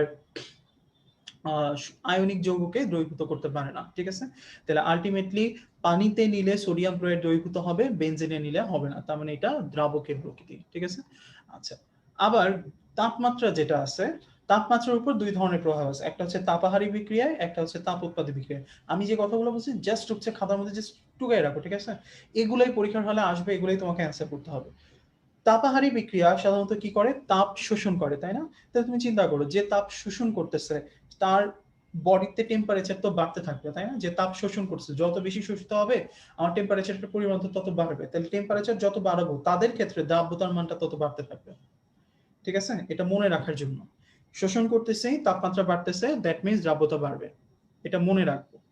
আর তাপাহারী তাপ উৎপাদী বিক্রিয়াতে কি হয়? আমি তো উৎপাদন করে ছেড়ে দিচ্ছি তাপটা, তাহলে আমার কাছ থেকে তাপ চলে যাচ্ছে, তাহলে আলটিমেটলি আমার ক্ষেত্রে যদি তাপ বাড়ানো হয় তাহলে আমার দ্রাব্যতার পরিমাণটা আরো কমে যাবে, ঠিক আছে? তাহলে মনে রাখবো তাপ শোষী বিক্রিয়ার ক্ষেত্রে তাপমাত্রা বাড়াইলে দ্রাব্যতা বাড়ে, তাপাহারী বিক্রিয়ার ক্ষেত্রে তাপমাত্রা বাড়াইলে দ্রাব্যতা কমে, ঠিক আছে? তাহলে এই কয়েকটা লাইন বা এই কয়েকটা কথা একটু মনে রাখবা। তাহলে দ্রাব্যতার নিয়ামক হচ্ছে 3টা: দ্রবের প্রকৃতি, দ্রাবকের প্রকৃতি, আর হচ্ছে তাপমাত্রা, ঠিক আছে? আচ্ছা, আবার ভাইয়া গুহ স্যারের বই আবার একটু ঝামেলা করে রাখছে। কি ঝামেলা করে রাখছে? গুহ স্যারের বই বলছে যে না, তাপমাত্রা তাপমাত্রা হচ্ছে সরি, গুহ স্যারের বই বলছে যে না, তার আরো একটা নিয়ামক আছে, নিয়ামকটা হচ্ছে চাপ। এই চাপের দ্রাব্যতার সাথে যেই সূত্র, এই সূত্রটাকে বলা হয় হেনরির সূত্র। এটা নিয়েও আমরা আজকে আলোচনা করব। হেনরির সূত্রটা হচ্ছে দ্রাব্যতা প্রপোর্শনাল টু চাপ, তার মানে কোনো একটি নির্দিষ্ট দ্রবণের দ্রাব্যতা তার ওই দ্রবণটার উপর প্রযুক্ত চাপের সমানুপাতিক, এটি হচ্ছে হেনরির সূত্র। তাহলে হেনরির সূত্র অনুযায়ী যত বেশি চাপ বাড়ানো হবে দ্রাব্যতার পরিমাণ তত বাড়বে, ঠিক আছে? এখন কোশ্চেন হচ্ছে ভাইয়া পরীক্ষার হলে যদি দেয় যে দ্রাব্যতার নিয়ামক কয়টা, কি দিব? আমার মেইন বই কোনটা? হাজারি স্যার। সো দ্রাব্যতার নিয়ামক হচ্ছে 3টা। 3 অপশনে নাই, তখন আমি কি করব? 4 অ্যান্সার দিব, ঠিক আছে? সিম্পল। ওকে, আচ্ছা। এবার খেয়াল করো, আমি আমার ভিতরের পড়ায় আসি। এককগুলো পড়তে হবে একটু তাড়াতাড়ি, এই কথাগুলো একটু লিখে নাও এবং একটু বুঝে নাও, ঠিক আছে? দ্রাব্যতা, দ্রাব্যতার একক হচ্ছে মোল পার লিটার অথবা গ্রাম পার লিটার। আর দ্রাব্যতার গুণফল বা কেএসপি এর কোনো একক নাই। কেন নাই ভাইয়া? খেয়াল করো।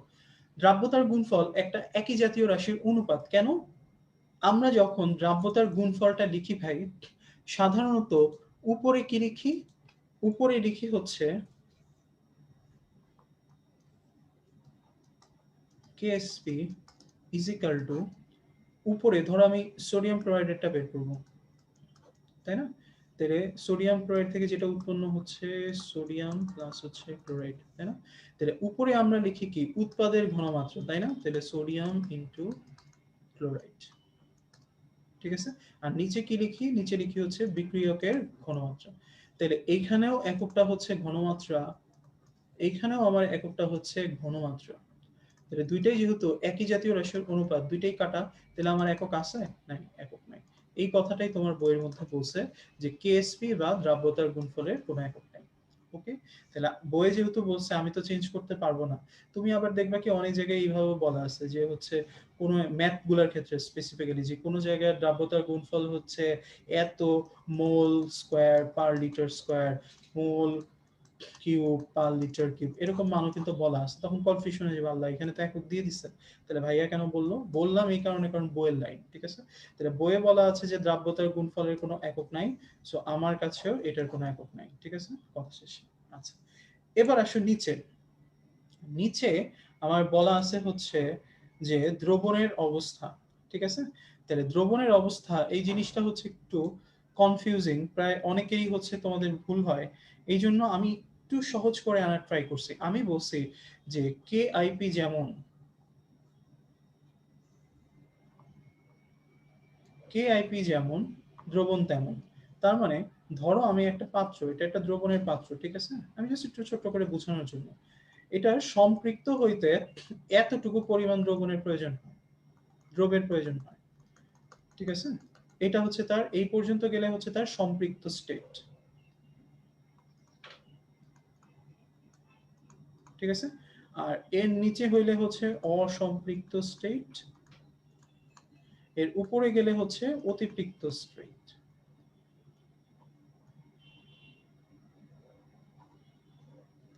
এটা হচ্ছে আমার মেইন পয়েন্ট আর কি, ঠিক আছে?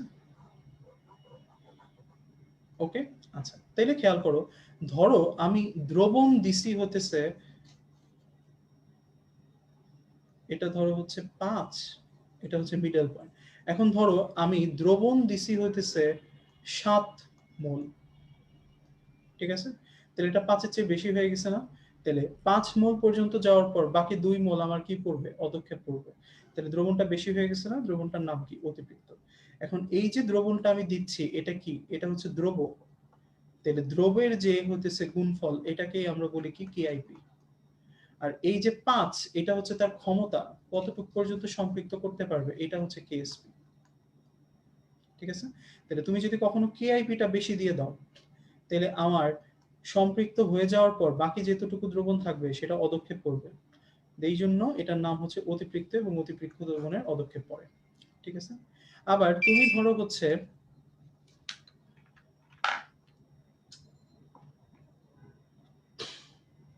আবার তুমি ধরো হচ্ছে দ্রব দিছো হচ্ছে 3 মোল, ঠিক আছে? তাহলে 3 মোল দেওয়ার পর আরো 2 মোল পরিমাণ জায়গা আছে যতটুকুতে আমার সম্পৃক্ত করার জন্য লাগবে, তাহলে এখনো তো সম্পৃক্ত হতে পারে না, তাহলে এটার নাম কি? অসম্পৃক্ত, ঠিক আছে? তাহলে 3 মোল কি দিছো? কেআইপি দিছো না? কেআইপির মানটা কেএসপির চেয়ে কম আসছে, এই জন্য নাম হচ্ছে অসম্পৃক্ত। ওকে, আর তুমি যদি যতটুকু লাগে ততটুকুই দাও, দ্যাট মিন্স 5ই দাও, তাহলে আমার দ্রবণটার নাম কি হবে? সম্পৃক্ত। এই জন্য আমি এত প্যাচে না গিয়ে, এত কিছু বোঝানোর জন্য না গিয়ে, আমি খুব সোজাভাবে বলছি, যদি কোনো জায়গায় তুমি দেখো কেআইপির মানটা বেশি দেওয়া আছে, যেমন এইখানে, তার মানে এটা অতিপৃক্ত। যদি কোনো জায়গায় কেআইপির মানটা কম দেওয়া থাকে তাহলে এটা অসম্পৃক্ত। যদি কোনো জায়গায় সমান দেওয়া থাকে তাহলে হচ্ছে সম্পৃক্ত। আমি জানি তোমাদের মধ্যে অনেকেই এটা খুব ভালো পারো, যারা হচ্ছে কনফিউশনে ছিল, আমার মনে হয় আমি এখন একটু ক্লিয়ার করে দিলাম। আশা করি যে এটা আর কোনো কনফিউশনে থাকবে না। ওকে, আচ্ছা তাহলে আমার এটা পড়া শেষ হয়ে গেল। আমি এবার একটু কষ্ট করে চলে যাচ্ছি হচ্ছে উপরে। উপরে যেটা নিয়ে তোমাদের কমপ্লেইন থাকে যে ভাইয়া আপনি তো এই চ্যাপ্টারে কি ম্যাথ করবো সেটা দেখাইলেন না, তাহলে আসো আমরা এই চ্যাপ্টার থেকে কি কি ম্যাথ করবো সেটা একটু দেখি। ওকে, প্রথমে হচ্ছে কেএসপি নির্ণয়। ঠিক আছে, কেএসপি নির্ণয় আমাকে করতে হবে, আমাকে একটা যৌগ দিয়ে বলবে এর দ্রাব্যতার গুণফলের মান নির্ণয় করো। ঠিক আছে, যেমন যদি আমাকে এখানে বলতো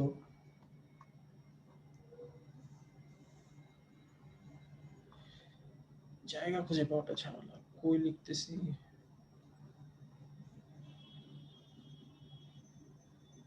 আচ্ছা, যদি আমাকে বলতো ধরো সোডিয়াম ক্লোরাইড, ঠিক আছে, তাহলে সোডিয়াম ক্লোরাইডকে আমি যেভাবে করি সে এটা তোমরা ইন্টার লেভেলে যেটা করো, ইন্টারের জন্য করা হয়েছিল, যেহেতু ইন্টার হচ্ছে না সেহেতু আমরা ইন্টার আর মনে রাখবো না। তাহলে NaCl এর নিচে কত, N এর নিচে কত আছে 1, Cl এর নিচে কত আছে 1, তাহলে দুইটার নিচে 1 1, আমি কি করব, নিচে যেই সংখ্যাটা থাকে সেটা লিখবো, তাহলে 1 গুণ 1, প্রতিটা সংখ্যাকে তারই সংখ্যাটা দিয়ে সেটাই তার পাওয়ার হিসেবে দিব। তার মানে এখানে 1 আছে, এটার পাওয়ারও হবে 1, এটা 1 আছে তার মানে এটার পাওয়ারও হবে 1, ইনটু এস লিখে দুইটা পাওয়ারের যোগফল, তাহলে এক আর একে কত হয় 2, তাহলে সোডিয়াম ক্লোরাইডের দ্রাব্যতার গুণফল হচ্ছে এস স্কয়ার। তাহলে সোডিয়াম ক্লোরাইডকে কি লেখা যায়, এবি, এটা 1 এটা 1, তাহলে এবি দিয়ে যা কিছু থাকবে সবকিছুই হবে এস স্কয়ার। তাহলে তুমি আমাকে বলো তো ভাই, magnesium sodium hydroxide, magnesium oxide, এগুলো সবার নিচে 1 1 1 1 এরকম করে আসে না, তাহলে এদের সবার দ্রাব্যতার গুণফলের মান কত হবে, এস স্কয়ার।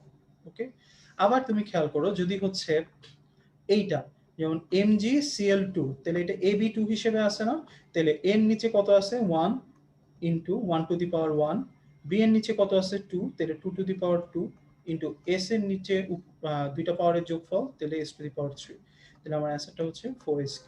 ওকে, তার মানে Ab2 এই ফর্মুলা আকারে যেগুলো থাকবে সেগুলো সবার মান হবে হচ্ছে 4s3।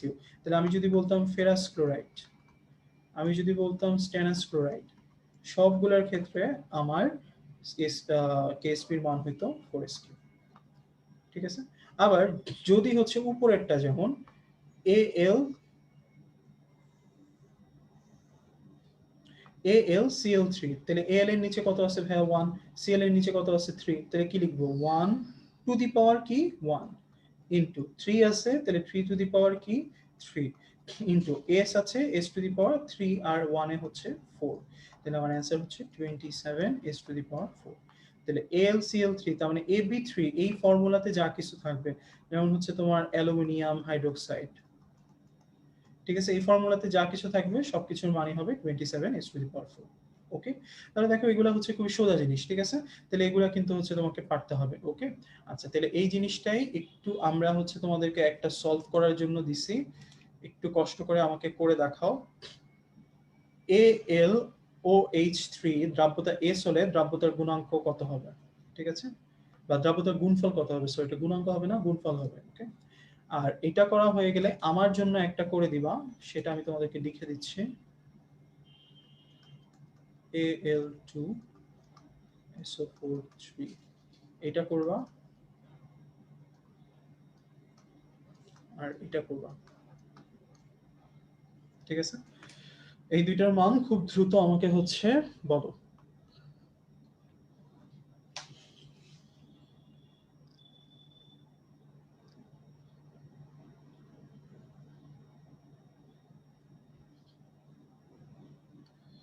Aluminium sulphate, sodium sulphate, দুইটার কার কি মান হবে বলো।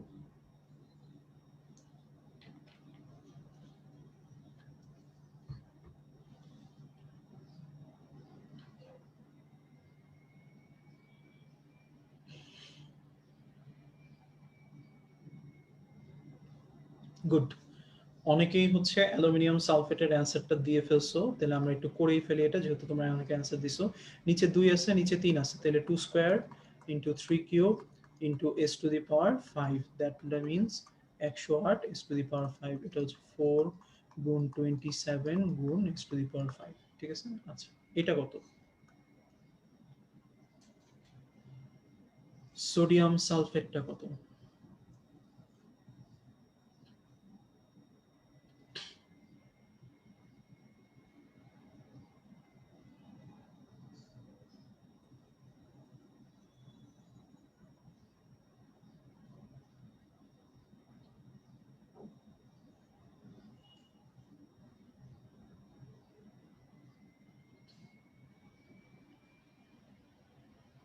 ওকে, গুড।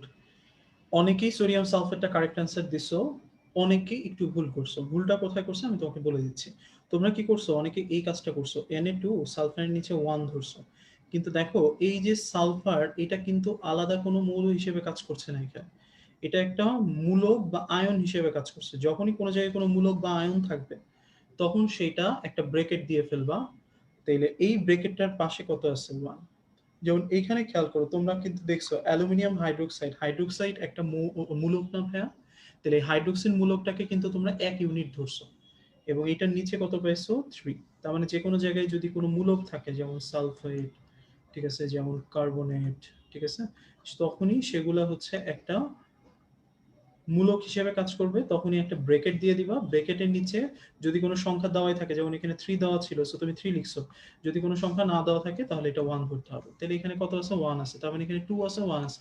তাহলে 2 square into 1 to the power 1 into s cube, that means 4 s cube. ঠিক আছে? সো আলটিমেটলি একটু খেয়াল রাখবো হ্যাঁ, এই জন্যই আমি এইটা করাই দিলাম, যেন হচ্ছে ভুল না হয়। ঠিক আছে? আচ্ছা, আমরা চলে যাচ্ছি হচ্ছে নেক্সটটাতে। ওকে, আমরা এবার ম্যাথ করব। ঠিক আছে? আচ্ছা, দেখো প্রশ্ন বলছে কোনো একটি নির্দিষ্ট তাপমাত্রায় AB2 AB2 লবণের দ্রাব্যতার গুণফল এত হলে লবণটির দ্রাব্যতা কত? আমি তোমাদেরকে 30 সেকেন্ড সময় দিচ্ছি, তোমরা আগে ম্যাথটা একটু করো।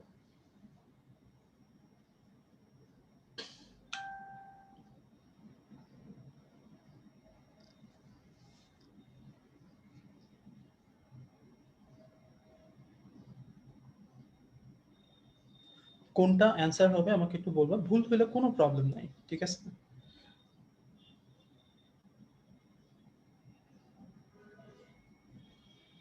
Very good. বাহ, অস্থির বলাবেন, কঠিন বলাবেন, আগুন লাগা বলাবেন। ঠিক আছে? অ্যান্সার হচ্ছে এ, অ্যাবসলিউটলি কারেক্ট অ্যান্সার হচ্ছে এ। তাহলে খেয়াল করো কিভাবে আসলো, যেহেতু AB2 বলছি, দ্যাট মিন্স হচ্ছে এটা হচ্ছে 4s কিউব, তাই না? তাহলে 4s কিউব যখনই আমার চলে আসছে, তাহলে 4 ইন্টু 10 টু দি পাওয়ার -9, তাহলে 4 কাটা 4 কাটা s কিউব সমান সমান 10 টু দি পাওয়ার -10, তাহলে s সমান সমান হচ্ছে আমার 10 to the power -9 whole to the power 1/3। এখন এই যে 1/3 কেন লিখলাম, তুমি মনে রাখবা এই পাশে যে পাওয়ারটা থাকবে, যেমন এখানে আসছিল s cube is equal to 10 to the power -9, আমি মনে রাখবো হচ্ছে যখনই পাওয়ারটা এই পাশে আসবে তখন এই পাওয়ারটা উল্টায় যাবে, তার মানে 1/3। আবার এখানে যদি ভাই উল্টা ভাবে থাকতো, s is equal to 1/3 10 to the power -3, ঠিক আছে, তখন তোমাকে যদি বলতো যে ভাই এইটা কি হবে, তখন তুমি কি করতা, এই s লিখতা সমান সমান 10 টু দি পাওয়ার -3, আর এই পাওয়ারটা এই পাশে আসলে উল্টায় যাবে, তার মানে 10 টু দি পাওয়ার 3। ঠিক আছে? তার মানে এখানে যে পাওয়ারটা থাকবে সেটা যখনই এই পাশে আসবে তখন এটার উল্টা ফর্মটা বসবে। ঠিক আছে? ওকে, ভেরি গুড, অনেকের অ্যান্সারই কারেক্ট হয়েছে। এবার এইটা করো, 30 সেকেন্ড সময়। এই টাইপের ম্যাথ আসবে, ঠিক আছে, যেগুলো তুমি ক্যালকুলেটর ছাড়া করতে পারো। অত বড় ম্যাথ না যে হচ্ছে এত দ্রাব্যতায় দেওয়া আছে, আরো কিছু মিশ্রণ দিলাম, এটার মধ্যে মিশলো, তাহলে দ্রাব্যতার পরিমাণ কত, এইটার দ্রাব্যতার গুণফল দেওয়া আছে, এটার দ্রাব্যতার মান বের করো, বড় বড় ম্যাথগুলো আসবে না। ঠিক আছে? বা এটা ঘনমাত্রা দেওয়া আছে, এর দ্রাব্যতার গুণফল বের করো, ঘনমাত্রা দেওয়া আছে, এর দ্রাব্যতা বের করো, এগুলো আসবে না। ওকে, ওগুলা ইন্টারে আসতো, আমরা করাইছি, এখন আর ওগুলা বাদ। ওকে, আগেরটা শেষ, আগেরটা শেষ, আগেরটা হচ্ছে এখন আর অ্যান্সার দিবে না, এটা অ্যান্সার দাও, 2 অ্যান্সার দাও। ওকে, একজন অ্যান্সার দিয়ে দিয়েছে, দুইজন দিয়েছে, তিনজন দিয়েছে, তিনজন তিনজন তিনজন, চারজন দিয়েছে।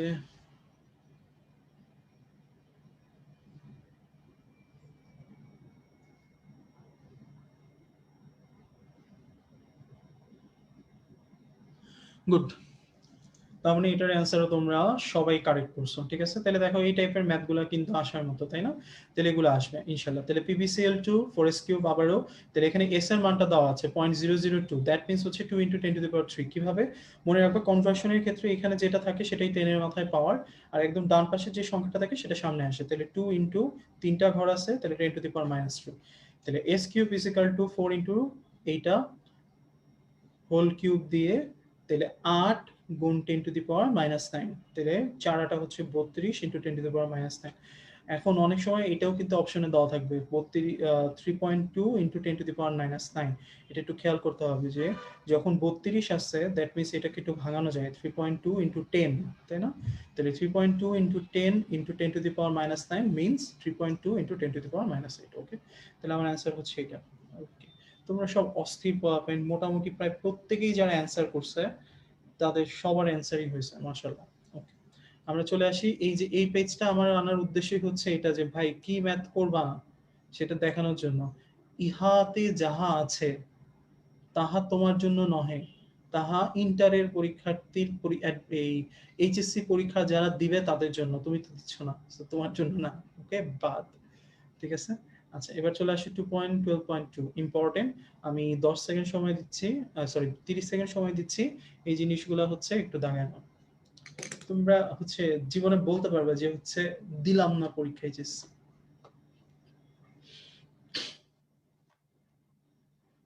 যাই হোক, যদিও ভালো হয়েছে, কারণ হচ্ছে সুস্থ থাকাটা এখন আসলে সবচেয়ে জরুরি।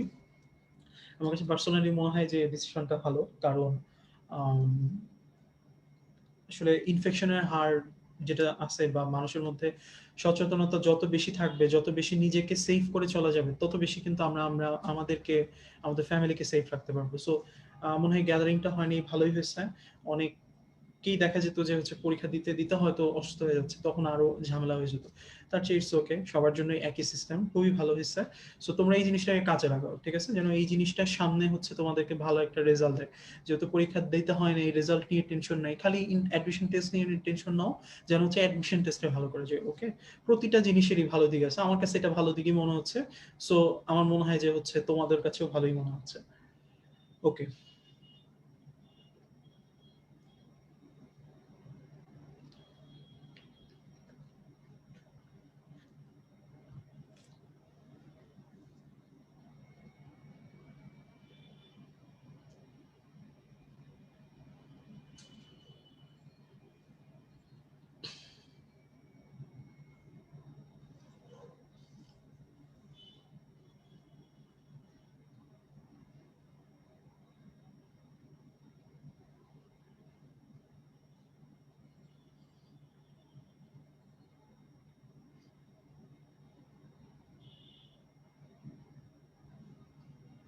আচ্ছা, ওকে, 2.12.2 তে চলে আসো। দেখো এখানে আমার কিছু কথা আমি হচ্ছে দাগাই দিচ্ছি, এই দাগানো লাইনগুলো ইম্পর্টেন্ট, ঠিক আছে? তো এই দাগানো লাইনগুলো হচ্ছে তোমাকে একটু ভালো করে পড়তে হবে। যে খেয়াল করো, আমি একটু আগে বলছিলাম যে like dissolve like, that means হচ্ছে আয়নিক যৌগ যেগুলো আছে তারা সাধারণত পোলার দ্রাবকে, সমযোজী যৌগ যেগুলো আছে সেগুলো অপোলার দ্রাবকে দ্রবীভূত হয়। তাহলে তোমাকে জানতে হবে কোনটা পোলার কোনটা অপোলার। এখানে কিছু পোলার আর অপোলার এক্সাম্পল আছে, একটু পড়ে ফেলবা, ঠিক আছে?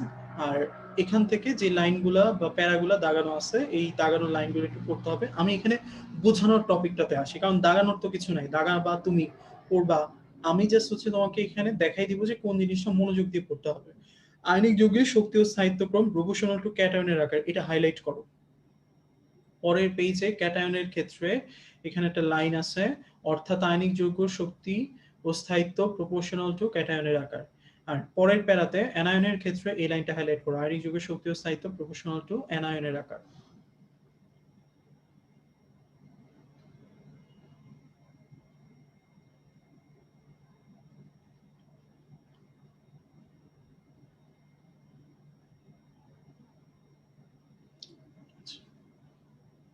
আচ্ছা, একজন কমেন্ট, ওকে এটা আমি একটু পরে বলতেছি, রিলেভেন্ট একটা কমেন্ট।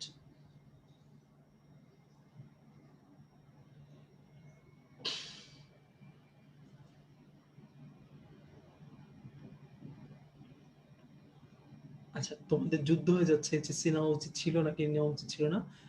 ভালো হয়েছে ভাই, তাই না? সব জিনিস সবচেয়ে বেস্ট জানে কি আল্লাহ পাক, তাই না? যেহেতু যেটাই নেওয়া হয়েছে বেস্ট ডিসিশন হয়েছে। ওকে, এইটা ভেবে হচ্ছে থাকো, যুদ্ধ চালানো উচিত হবে না, যুদ্ধ চালানো মেডিকেল অ্যাডমিশন টেস্টে, তরে চান্স পাইতে দিব না, ঠিক আছে? ওকে, ওইটার যুদ্ধ করো, এইখানে এইটার যুদ্ধ করার দরকার নেই এইচএসসি কেন দিলাম না। ওকে, আসলে হচ্ছে 178 নাম্বার, এখানেও কিছু লাগবে না। আমি যেটার জন্য পড়াচ্ছিলাম সেটা হচ্ছে এটা, খেয়াল করো। আমি এখন যেটা পড়াবো সেটা টপিকটা হচ্ছে পানিতে কোনটা অধিক দ্রবণীয় কোনটা কম দ্রবণীয়, এইটা। ঠিক আছে, এইটা না যে পানিতে কোনটা দ্রবণীয় কোনটা অদ্রবণীয়।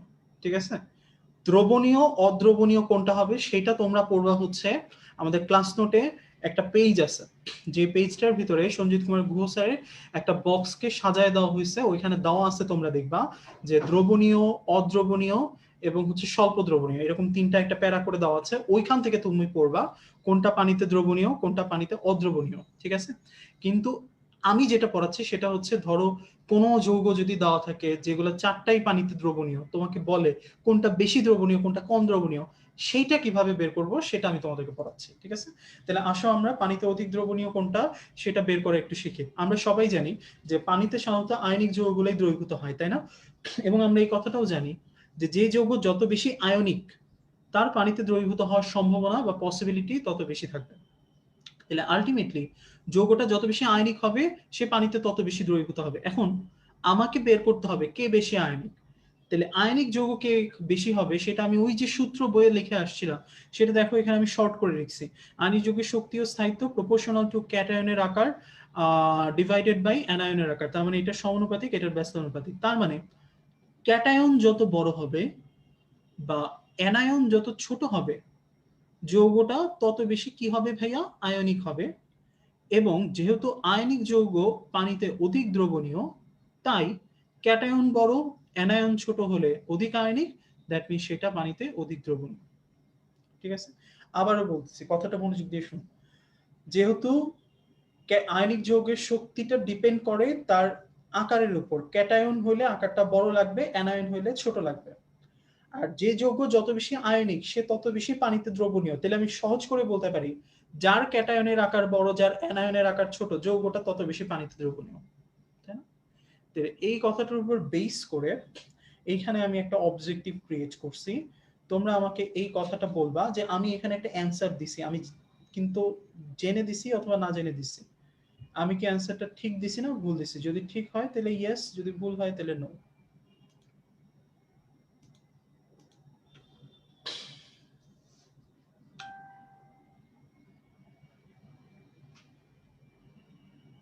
মানে বুঝছো খুবই হচ্ছে খুবই ফেসবুক হচ্ছে খুব এই চ্যাটে ক্লাস করাটা খুব এবং রিয়েকশন দেখে ক্লাস করাটা না খুব মানে ইন্টারেস্টিং ব্যাপার। যেমন আমি কিন্তু 5 মিনিট আগে একটা কথা বলছি যে এইচএসসি পরীক্ষা নিয়ে, এখন দেখতেছি হা হা আসতেছে এখন। তো আমি আসলে বুঝতে পারতেছি না যে আসলে তোমরা যে হা হাটা দিচ্ছ এতক্ষণ পরে কেন রিয়েকশন হচ্ছে। রিয়েকশন তো ইমিডিয়েট হওয়া উচিত ছিল। ওকে, আচ্ছা, তো লেট রিয়েকশন হইতেই পারে, তাই না? তার মানে কিন্তু তোমরা ভেবো না যে যারা লেট রিয়েকশন দিচ্ছে আমি তাদেরকে টিউবলাইট বলতেছি। ঠিক আছে, হইতেই পারে।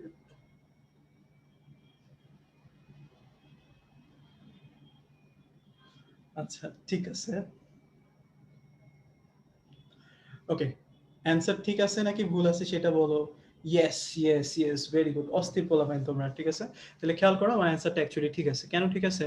আমি নর্মালি হচ্ছে যখন কোনো যৌগ লিখছি তখন এখানে আমার সবই কিন্তু হাইড্রোক্সিল, তাই না? তুমি যখনই চিন্তা করবা তখন দেখবা অ্যানায়ন নিয়ে কাজ করবো না ক্যাটায়ন। আমি এখানে দেখতেছি সব অ্যানায়নই হচ্ছে হাইড্রোক্সিল, তাহলে হাইড্রোক্সিল নিয়ে কাজ করা যাবে না, কাজ করতে হবে কি ক্যাটায়ন নিয়ে। তাহলে ক্যাটায়ন গুলো সিরিয়ালে কি আছে? ম্যাগনেসিয়াম, ক্যালসিয়াম, স্ট্রনসিয়াম আর হচ্ছে বেরিয়াম।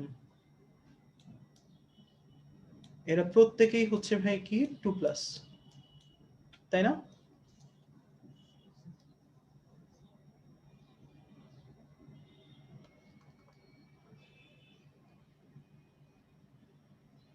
Strontium 2+, barium 2+। ঠিক আছে, এবং এদের যেহেতু তোমাকে একটা সবসময় মাথায় রাখতে হবে যেহেতু এদের চার্জ নাম্বার সেম, ঠিক আছে, তার মানে এনারা গ্রুপ না পর্যায়ে, এরা হচ্ছে গ্রুপ, তাই না? আমরা সবাই জানি যে একই গ্রুপের ক্ষেত্রে চার্জের নাম্বারটা সেম থাকে। আর যখন পর্যায়ে যায় যেমন হচ্ছে তৃতীয় পর্যায়ের মৌল সোডিয়াম, ম্যাগনেসিয়াম, অ্যালুমিনিয়াম, তাই না, সিলিকন, এদের প্রত্যেকের ক্ষেত্রে তুমি দেখো এটা হচ্ছে প্লাস, এটা হচ্ছে 2+, এটা হচ্ছে 3+, এটা হচ্ছে 4+, তাই না? এদের চার্জ নাম্বার কিন্তু বাড়তে থাকে, পরবর্তীতে গিয়ে আবার কমতে থাকে, তাই না? মাইনাস থেকে দিকে যেতে থাকে। তো আলটিমেটলি যখন চার্জ নাম্বার বাড়বে বা কমতে থাকবে তখন সেটা অ্যাকচুয়ালি হচ্ছে পর্যায়। আর যখন হচ্ছে আমার একই চার্জ থাকবে সেটা হচ্ছে অ্যাকচুয়ালি গ্রুপ। তাহলে এরা একই গ্রুপের মৌল এবং আমরা এই কথাটা সবাই জানি। একই গ্রুপে উপর থেকে নিচে আকার কি হয় ভাইয়া? বড় হয়। এবং এরা ক্যাটায়ন না অ্যানায়ন? এরা হচ্ছে ক্যাটায়ন। আকার বড় লাগবে না ছোট লাগবে? বড় লাগবে। তাহলে আল্টিমেটলি সবার নিচে যে আছে সেই হচ্ছে আমার অ্যান্সার। আমার অ্যান্সার হচ্ছে বেরিয়াম। ওকে? তাহলে আল্টিমেটলি যখন বের করবা, অবভিয়াসলি এটা একটা কঠিন কোয়েশ্চেন। এটাতে তোমার ১ মিনিট দিতেই হবে। সো তুমি একটু ১ মিনিটের মধ্যে ঠান্ডা মাথায় চিন্তা করে এটা অ্যান্সার করে ফেলবা। ওকে? সো এইভাবে এটা করতে হয়। আমি এখন তোমাদেরকে আরেকটা করতে দেব। এই যে আমি যেটা বললাম সেটা এখানে। আমি তোমাদেরকে এখন একটা করতে দিচ্ছি। এটা সবাই করবা। সবাই চেষ্টা করবা যে কারেক্ট অ্যান্সার করার। ওকে?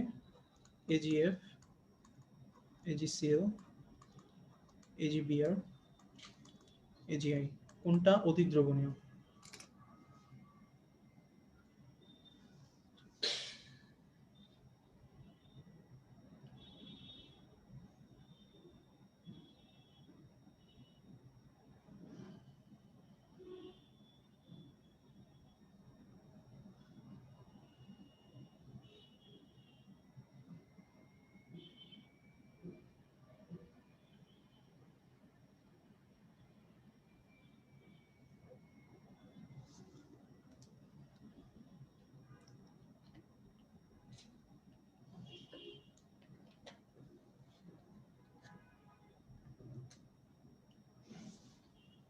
ওকে। আমার মনে হয় প্রত্যেকেই কারেক্ট অ্যান্সার করছো।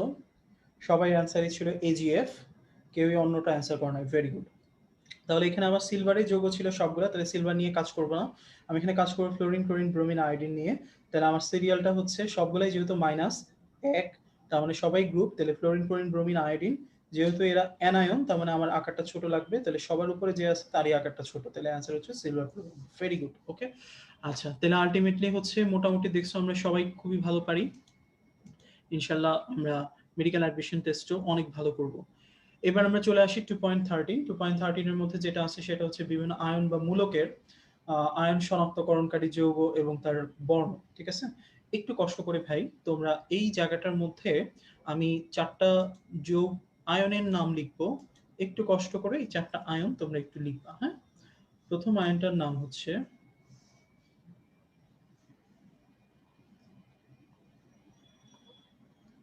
CO2+,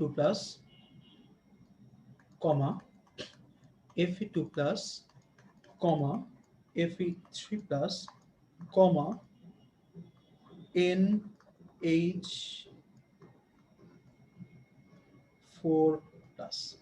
ঠিক আছে? এই ৪ টা বাদে সব সাদা।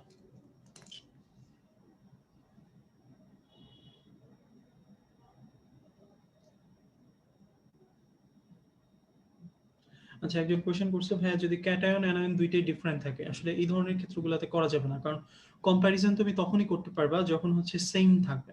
ওকে? এখন যে কোনো একটা অবশ্যই তোমার মিলতে হবে।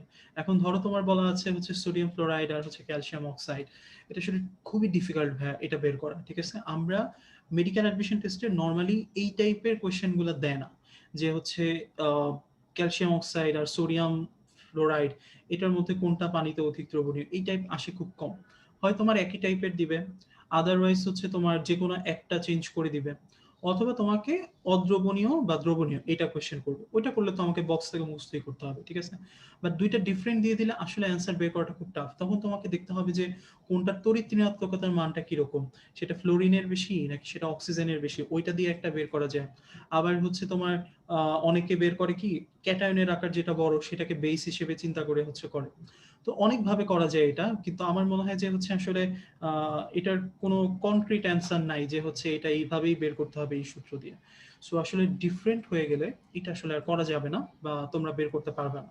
একই হইলে সেইম হইলে কিন্তু করা যাবে। ওইটাই আমি তোমাদেরকে দেখাচ্ছি কারণ শুরুতেই বলে দিছি। কম্প্যারিজন করতে পারবা যেগুলাতে সেগুলাতে জন্য এই নিয়মটা প্রযোজ্য হবে।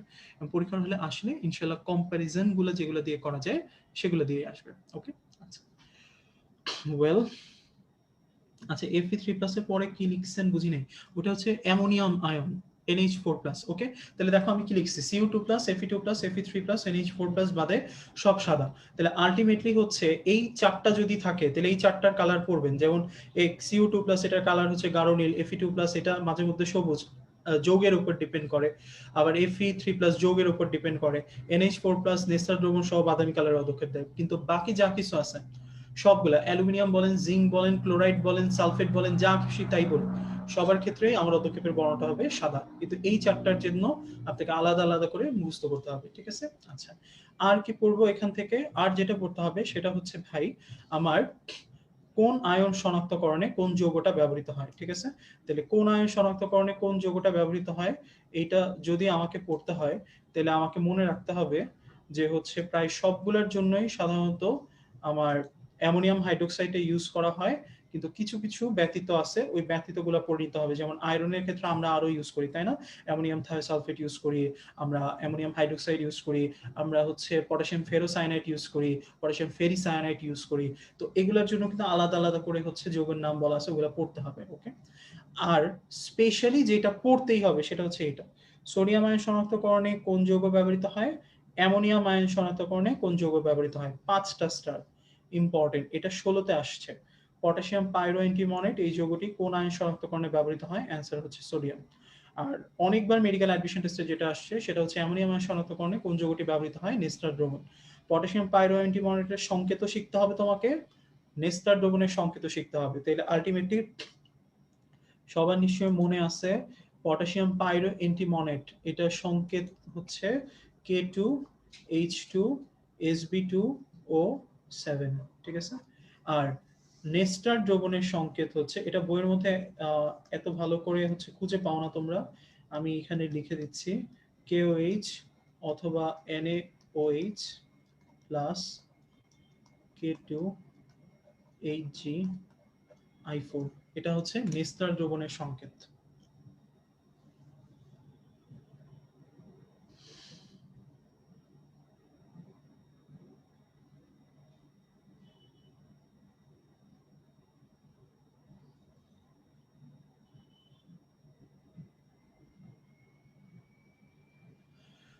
ওকে,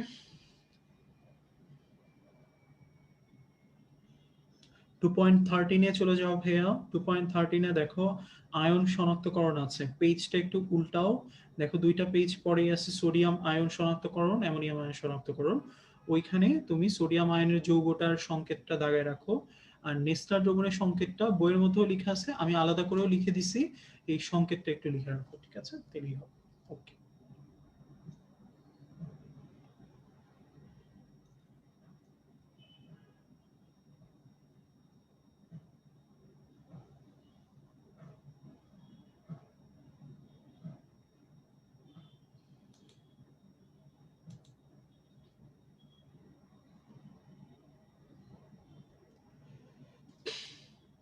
ওকে, আমরা চলে আসি 2.14-এ।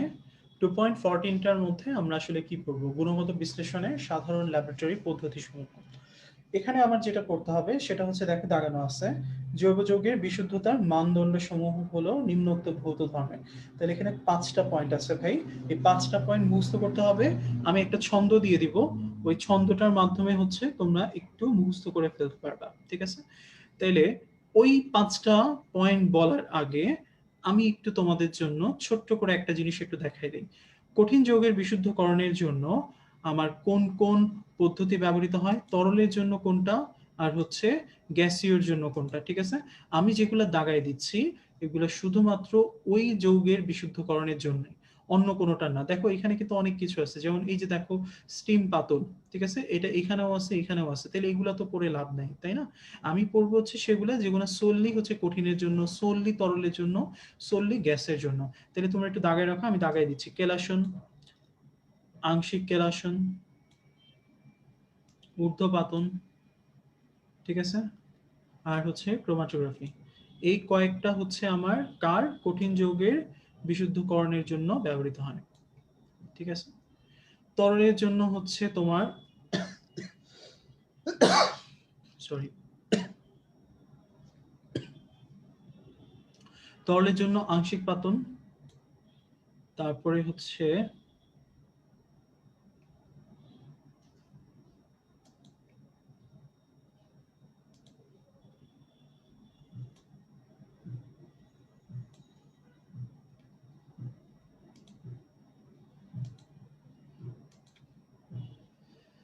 কেলাসন, আংশিক কেলাসন, ঊর্ধ্বপাতন, ক্রোমাটোগ্রাফি।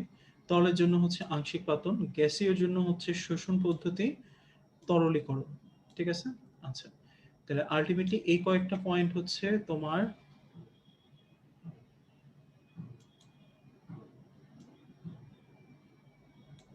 এই কয়েকটা পয়েন্ট হচ্ছে ওই যৌগটার জন্য স্পেসিফিক। ঠিক আছে? তাহলে আলটিমেটলি এই কয়েকটা পয়েন্ট একটু পড়ে ফেললাম। ওকে, 189 নাম্বার পেজে যাও ভাইয়া। পেজ নাম্বার হচ্ছে, আমি তো অনুচ্ছেদ নাম্বার বলছি, পেজ নাম্বারটা বলা ডিফিকাল্ট কেন আমি তোমাদেরকে বলে দিই। কারণ হচ্ছে তোমাদের এক একজনের কাছে না এক এক এডিশনের বই আছে। সো আমি যদি তোমাদেরকে বলি যে তোমরা অমুক পেজ বের করো, তোমরা এই কনফিউশনে পড়ে যাবা। দেখা যাবে হচ্ছে কারো পেজ নাম্বারে হচ্ছে 189 নাম্বার পেজই নাই, যাদের অনেক পুরাতন এডিশন। তখন হচ্ছে তুমি চলে যাবা হচ্ছে পরের অধ্যায়। দ্যাটস ওয়াই হচ্ছে কোনো পেজ নাম্বারই আমি বলছি না, আমি সবাইকে অনুচ্ছেদ নাম্বারটা বারবার করে বলতেছি। অনুচ্ছেদ নাম্বার চেঞ্জ হয় নাই, ঠিক আছে? সো তোমাকে অনুচ্ছেদ নাম্বারটাই বের করতে হবে। ওকে, 2.14 চলে যাও। 2.14 যাও। 2.14 মধ্যে দেখো আছে নির্দিষ্ট যৌগের বিশুদ্ধীকরণের সাধারণ ল্যাবরেটরি পদ্ধতি সমূহ।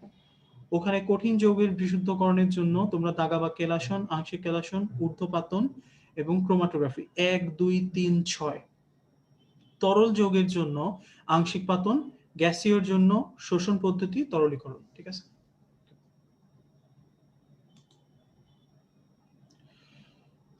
আচ্ছা, দেখো 2.14, 2.14।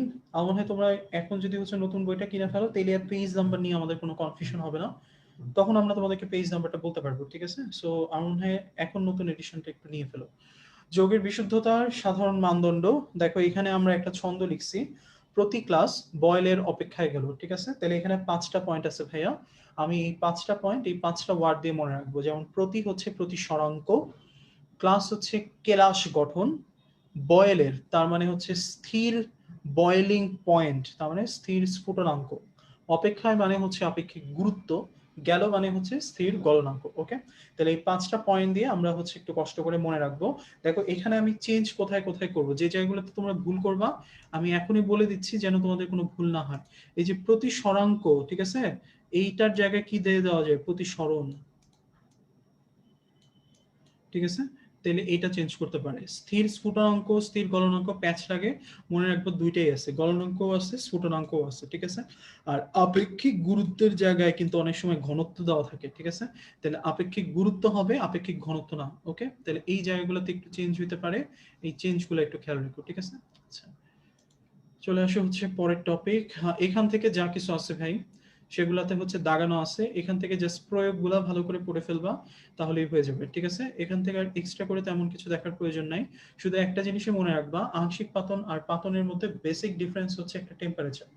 যদি কোনো জায়গার টেম্পারেচার 40 ডিগ্রি সেন্টিগ্রেডের চেয়ে বেশি হয়ে যায়, তখন সেটাকে আমরা সাধারণত বলি সাধারণ পাতন। যদি কম হয় তাহলে সেটাকে আমরা বলি আংশিক পাতন। ঠিক আছে? আর এখানকার প্রয়োগগুলা পড়বা, হয়ে যাবে। এখন আমার এই প্রশ্নটার উত্তর একটু কষ্ট করে তোমরা দাও। এটা একটু হচ্ছে যে কোনো একটা বার হচ্ছে কোনো এক্সামের মধ্যে বলা ছিল এই প্রশ্নটা, আমাকে একটু কষ্ট করে উত্তর দাও। দুইটি তরলের স্ফুটনাঙ্ক যথাক্রমে 70 এবং 38 ডিগ্রি সেন্টিগ্রেড।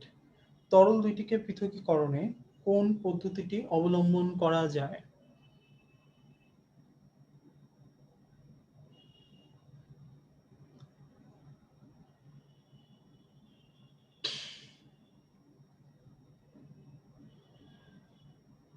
আচ্ছা, ওকে, তোমাদের মধ্যে অনেকেই কারেক্ট অ্যান্সার দিয়ে ফেলছো। নর্মালি হচ্ছে আমার কেলাসন পদ্ধতিটা কি তরলের জন্য ছিল না, আমরা একটু আগে দাগায় আসছি, কেলাসন আংশিক কেলাসন দুইটাই হচ্ছে কঠিনের জন্য। তাহলে এটা প্রথমেই বাদ। দ্রাবক নিষ্কাশন যেটা আছে ভাই, এটা তরলের জন্য হয়, আমার হচ্ছে কঠিনের জন্য হয়। সো হইতে পারতো, কিন্তু দ্রাবক নিষ্কাশনে সাধারণত কোনো টেম্পারেচারগত কথা থাকে না। তাহলে এটাও বাদ। তাহলে টেম্পারেচারগত কথা কোথায় থাকে, পাতনে থাকে। সাধারণ পাতন নাইলে আংশিক পাতন। নর্মালি হচ্ছে আমার এটার অ্যান্সার হচ্ছে কি আংশিক পাতন। কেন? দুইটা টেম্পারেচারের পার্থক্য হচ্ছে 32। ওকে, আচ্ছা, আমরা চলে আসি হচ্ছে পরের পেজে। পরের পেজে আমার দেখো যে কথাটা আছে সেটাকে আমরা একটা হচ্ছে চার্টের মধ্যে নিয়ে আসছি। তোমরা এই চার্টটা একটু তোমাদের বইয়ের 2.18 আবারও বলতেছি 2.18 ক্রোমাটোগ্রাফি একটা টপিক আছে, ওই টপিকটার পরের পেজটাতে যাও, দেখো পরের পেজটাতে এই কথাটা পাবা, এই পেজটা পাবা 2.18 পরের পেজে দেখো এই পয়েন্টটা আছে, স্থির মাধ্যমটি যখন কঠিন পদার্থ হয়, এইভাবে পয়েন্টটা শুরু হয়েছে, ওইখানে ক্রোমাটোগ্রাফি শ্রেণী বিভাগ আছে, ঠিক আছে? দেখো পেজটা পাও কিনা, পাইছি হ্যাঁ। এখন ওই পেজটার মধ্যে এই কথাটা একটু কষ্ট করে লিখে রাখো, ক্রোমাটোগ্রাফি যত বেশি পোলার তত বেশি অধিশোষিত হয়, আর পোলারিটির ক্রমটা হচ্ছে এরকম। তোমাদের মনে আছে না ভাই, একটু আগে আমি বলছিলাম সাধারণত হাইড্রোকার্বন যৌগ যেগুলো আছে এরা সাধারণত অপোলার, কিন্তু কার্বক্সিলিক অ্যাসিড এবং অ্যালকোহল এই দুইটা বাদে, তাহলে কার্বক্সিলিক অ্যাসিড অ্যালকোহল এই দুইটা হচ্ছে পোলার দ্রবক। তার মানে এখানেও দেখো শুরু হয়েছে কোথা থেকে, কার্বক্সিলিক অ্যাসিড যেটা সবচেয়ে বেশি পোলার, তারপরে কোনটা হাইড্রোক্সিল আয়ন, তারপরে কোনটা অ্যামাইড যৌগ, তারপরে কোনটা অ্যালডিহাইড যৌগ, ঠিক আছে? আচ্ছা, পরেরটাতে কি লিখছি দেখো, শ্রেণী বিভাগ লিখছি হচ্ছে অধিশোষণ সমান সমান পাক, একটা পাক দিয়ে পয়াকার দিয়ে লিখছি পাতলা স্তর, আরেকটা দিয়ে ক দিয়ে লিখছি কলাম। মিনিংটা কি আমি একটু দেখাই দিচ্ছি আমাদেরকে, খেয়াল করো তো ভাই। শ্রেণী বিভাগ বলা আছে ক্রোমাটোগ্রাফি, শ্রেণী বিভাগ কয় প্রকার? দুই প্রকার, একটা অধিশোষণ ক্রোমাটোগ্রাফি, একটা বন্টন বা বিভাজন ক্রোমাটোগ্রাফি। এই দুই প্রকারের আবার দুইটা করে উপশ্রেণী বিভাগ আছে, একটা কলাম একটা পাতলা, এটা হচ্ছে অধিশোষণের, একটা পেপার একটা গ্যাস, এটা হচ্ছে বন্টনের। তাহলে দেখো অধিশোষণে আমি লিখছি পাক, তার মানে পাতলা স্তর কলাম, আর দুইটার ক্ষেত্রে দেখো স্থির মাধ্যমটা হচ্ছে কঠিন পদার্থ, চলনশীল হচ্ছে তরল পদার্থ, ঠিক আছে? তাহলে মনে রাখবা অধিশোষণে স্থির মাধ্যম সর্বদাই কঠিন হয়, চলনশীল সর্বদাই তরল হয়। আর নাম মনে রাখার জন্য পাক মনে রাখবো, তাহলে পাতলা স্তর কলাম ক্রোমাটোগ্রাফি। ওকে, আচ্ছা আমাদের পড়া প্রায় শেষ ভাইয়া, আমার মনে হয় এটা লাস্ট না, আচ্ছা আরো আছে। ওকে, আরএফ এর বৈশিষ্ট্য খেয়াল করো, আরএফ এর বৈশিষ্ট্যগুলো একটু পড়ে ফেলবা। আমি বৈশিষ্ট্যের মধ্যে দুইটা পয়েন্ট একটু তোমাদের জন্য সহজ করে দিচ্ছি, খেয়াল করো। আরএফ এ তুমি সবসময় মনে রাখবা যে এই দ্রাবক শব্দটা হাইলাইট করো, এটা হচ্ছে মোস্ট ইম্পর্টেন্ট কথা, দ্রাবক শব্দটা সবসময় হাইলাইট হবে। কেন হাইলাইট হবে ভাইয়া? মনে রাখবা আরএফ এর মানটা সবসময় কার উপর নির্ভরশীল? দ্রাবকের প্রকৃতির উপর। তাহলে যেটার উপর হাইলাইট করে রাখছি এটাই ইম্পর্টেন্ট বলতেছি, তাহলে আরএফ এর মান কার উপর ডিপেন্ড করবে? দ্রাবকের উপর, ঠিক আছে? আচ্ছা, খেয়াল করো তো ভাই, উপরে আছে অতিক্রান্ত দূরত্ব, নিচে অতিক্রান্ত দূরত্ব, তাহলে একই জাতীয় রাশির অনুপাত হয়ে গেল না? তাহলে এটার কি কোনো একক থাকবে? না, তাহলে এটার কোনো একক নাই, দেখো এর কোনো একক নাই, ঠিক আছে? এখন যেহেতু দ্রাবকের উপর ডিপেন্ড করে ভাইয়া, তাহলে দ্রাবকের মানটাই সবচেয়ে বেশি থাকবে। এখন একটা ভগ্নাংশে যদি নিচে বেশি মান থাকে উপরে কম থাকে ভাই, তাহলে তার অনুপাত সর্বদা কি হয়? 1 এর চেয়ে কম হয়, ঠিক আছে? তাহলে দেখো আরএফ এর মান সর্বদা 1 এর চেয়ে কম হয়। ওকে, আর সবকিছু নিয়ে কথা বলছি, দূরত্ব নিয়েও কথা বলছি, দূরত্ব নিয়েও কথা বলছি, দ্রাবক নিয়েও কথা বলছি, একজনকে নিয়ে কথা বলে নেই, নাম কি? উপাদান। তাহলে আরএফ এর মান থেকে দেখো কার মানকে শনাক্ত করা যায়? উপাদানের মানকে শনাক্ত করা যায়। তার মানে আমার যদি সমীকরণটা খেয়াল থাকে, তাহলে আমি ওয়ার্ডগুলো একটু মনে রেখে অ্যান্সার করতে পারবো। কার উপর ডিপেন্ডেন্ট? দ্রাবকের উপর।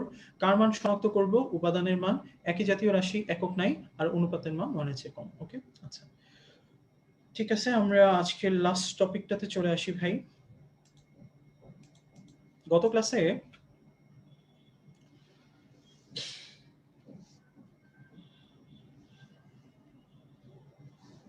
বৈশিষ্ট্যগুলোর যে পয়েন্টগুলো আমি তোমাদেরকে দেখালাম, এটা চাইলে কেউ মুখস্থও করতে পারো, চাইলে কেউ বুঝেও পড়তে পারো। আমার কাছে বুঝে পড়াটা খুব ইজি লাগে, কারণ হচ্ছে বুঝে পড়লে মনে থাকে। আর মুখস্থ করলে তোমার ধরো যে হচ্ছে যখন 2-3 মাস সময় চলে যাবে তখন দেখবার ওটা মনে নাই। সো একটু বুঝে পড়বা। ওকে, আচ্ছা, যোজন ইলেকট্রন সংখ্যা নির্ণয়। আমি নর্মালি গত ক্লাসে হচ্ছে ইলেকট্রন সংখ্যা নির্ণয় পড়াইছিলাম, তাই না? কোনো আয়ন বা মূলকে। আচ্ছা, ক্লাস শেষ করবো হচ্ছে যোজন ইলেকট্রন দিয়ে। দেখো যোজন ইলেকট্রনে কিভাবে বের করতে হয়, ঠিক আছে? যে যোজন ইলেকট্রন দিয়ে আমি কিভাবে বের করব।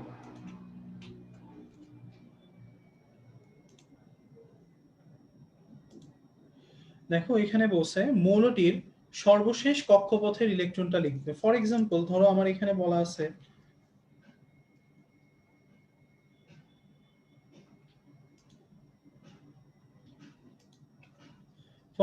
আমার এখানে ধরো যৌগটার কথা বলছে হচ্ছে সালফেট, ঠিক আছে? তাহলে বলছে মৌলটির সর্বশেষ কক্ষপথের ইলেকট্রন লিখবে। তাহলে তুমি যদি সালফার চিন্তা করো, তাহলে সালফারের লাস্ট মানে সর্ববহিষ্ঠ স্তরে আছে কি 3s2 3p4 16, তাই না? এইটা আছে, তাহলে এইটা লিখবো। আবার অক্সিজেনের সর্ববহিস্থ স্তরে ইলেকট্রন হচ্ছে 2s2 2p4, তাই না? তাহলে এইখানে সর্ববহিস্থ স্তরে কয়টা ইলেকট্রন আছে? 6টা। এখানে কয়টা ইলেকট্রন আছে? 6টা। তাহলে এখানে লিখবো 6 6, ঠিক আছে? তারপর লিখছে যদি মৌলটির নিচে কোনো সংখ্যা থাকে তাকে তার সর্বশেষ কক্ষপথের ইলেকট্রন দিয়ে গুণ দাও। তাহলে দেখো সালফারের নিচে আমার সংখ্যা আসলে আছে কত? 1, তাই না? প্লাস অক্সিজেনের নিচে কত আছে? 4। আর তারপরে লিখছে আয়নের চার্জ বা আদানের বিপরীত চিহ্ন দিয়ে যোগ বা বিয়োগ করতে হবে। তাহলে এখানে আছে হচ্ছে 2 মাইনাস, তাহলে আমি বিপরীতটা নিব, তার মানে 2 প্লাস, ঠিক আছে? তাহলে আমার টোটাল কত হইল? 6 যোগ 24, তার মানে হচ্ছে 30 যোগ 2, তার মানে 32। ঠিক আছে, আগের মতোই একদম ইজি, বাট আগে আমরা লাস্ট ইলেকট্রনটা লিখে দিলেই হয়তো, ঠিক আছে? আগে আমার দেখা যেত যে হচ্ছে ওইটার যেটা যতগুলো ইলেকট্রন আছে সব ইলেকট্রন লিখতাম, এখানে সব ইলেকট্রন না, এটা সর্ববহিস্থ স্তরে যে ইলেকট্রনগুলো আছে, যতগুলো ইলেকট্রন আছে সেটা লিখতে হয়, ঠিক আছে? তাহলে এটা আমরা এইভাবে করব। ওকে, বোঝা গেছে ভাই? তাহলে আমরা একটু হচ্ছে প্র্যাকটিসে চলে যাই, দেখি তোমাদের পারো কিনা। এইটা করে দিছি, এইটা তোমরা করবা, ঠিক আছে? দেখো কার্বনেট মূলকের ক্ষেত্রে, কার্বনের ক্ষেত্রে আমার সর্ববহিস্থ স্তরে আছে 2s2 2p4, তার মানে 4টা। অক্সিজেনের ক্ষেত্রে 6টা ছিল, তাহলে আমরা লিখছি কার্বনের জন্য 4x1 প্লাস 6x3, আর যেহেতু 2 মাইনাস সেটা প্লাস 2 হয়ে যাবে, তার মানে 24। ওকে, তাহলে থায়োসালফেট মূলকের যোজন ইলেকট্রন সংখ্যা কতটি?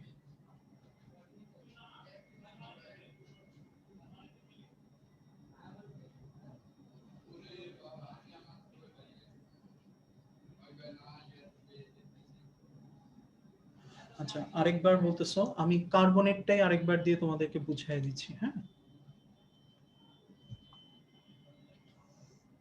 খেয়াল করো, কার্বন, ঠিক আছে? তাহলে কার্বনের ইলেকট্রন বিন্যাস যদি আমি লিখি তাহলে কি হয়? 1s2 2s2 2p2, 6, তাই না? তাহলে আমি বলছি সর্ববহিস্থ স্তর, তাহলে এখানে কয়টা আছে? 4টা। ওকে, আবার অক্সিজেন যদি আমি লিখি তাহলে 1s2 2s2 2p4, তাহলে সর্ববহিস্থ স্তরে কয়টা আছে? 6টা, তাই না? তাহলে আলটিমেটলি লিখতে হবে কার্বনের যে কয়টা আছে সেই কয়টা, তার মানে 4, নিচে যত আছে তার মানে 1। অক্সিজেনের হচ্ছে যোজন ইলেকট্রন সংখ্যা হচ্ছে 6, নিচে ইলেকট্রন নিচে অণু আছে হচ্ছে 3টা, তাহলে 3। আর যেটা নাম্বার চার্জ হিসেবে দেওয়া থাকবে তার অপোজিটটা নিব, তাহলে 2, ঠিক আছে? তাহলে এখানে হচ্ছে 4, ওখানে হচ্ছে আমার 18, এখানে হচ্ছে 2, টোটাল আমার 24, ঠিক আছে? তাহলে এইটা কত? ওকে, সবারই অ্যান্সার কারেক্ট হয়েছে মোটামুটি, মাশাআল্লাহ, সবার অ্যান্সারই হচ্ছে 32। ওকে, ভেরি গুড। ওকে, ঠিক আছে, তাহলে থায়োসালফেট মূলকটা কিভাবে করছি? সালফারের ক্ষেত্রে তো বুঝছিলাম 6 গুণ 2, অক্সিজেন 6 গুণ 3, আর হচ্ছে প্লাস 2, তার মানে 12 যোগ 18 যোগ 2 32। সো দ্যাটস ইট ভাইয়া, থিঙ্ক। ও আরো আছে, আচ্ছা, শেষ আর হচ্ছে না। খেয়াল করো, এখানে আছে 20% সালফিউরিক অ্যাসিডের পানির পরিমাণ কত, ঠিক আছে? তাহলে নর্মালি হচ্ছে কি এই টাইপের কোশ্চেনটা দিয়ে দিলে আমাদের কেন যেন হচ্ছে একটু ভুল হয়ে যায়। 20% সালফিউরিক অ্যাসিড, দ্যাট মিনস হচ্ছে 100 গ্রাম পানির মধ্যে 20 গ্রাম আছে হচ্ছে সালফিউরিক অ্যাসিড, ঠিক আছে? তাহলে 100 গ্রাম পানির মধ্যে দ্রবীভূত আছে 20 গ্রাম সালফিউরিক অ্যাসিড, এটা হচ্ছে বাংলা কথা। তাহলে পানির পরিমাণ কত? 100 গ্রাম, ঠিক আছে? 100 গ্রাম পানির মধ্যে 20 গ্রাম সালফিউরিক অ্যাসিড থাকলে তাকে 20% সালফিউরিক অ্যাসিড বলে। তোমরা বলতে পারো যে ভাইয়া 100 গ্রাম দ্রবণে যদি 20 গ্রাম হচ্ছে থাকে, তাহলে তুমি চিন্তা করো ভাইয়া, 100 গ্রাম দ্রবণ বলছে, তাতে আছে 20 গ্রাম সালফিউরিক অ্যাসিড, ঠিক আছে?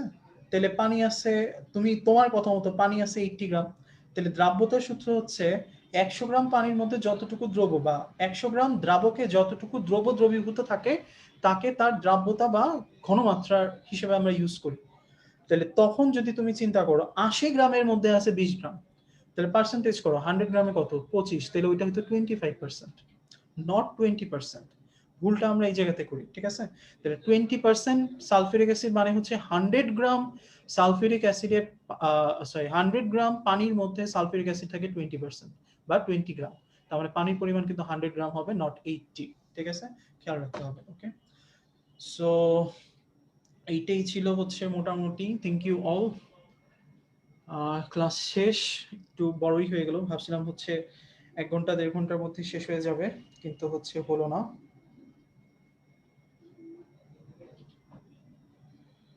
আচ্ছা, ওকে।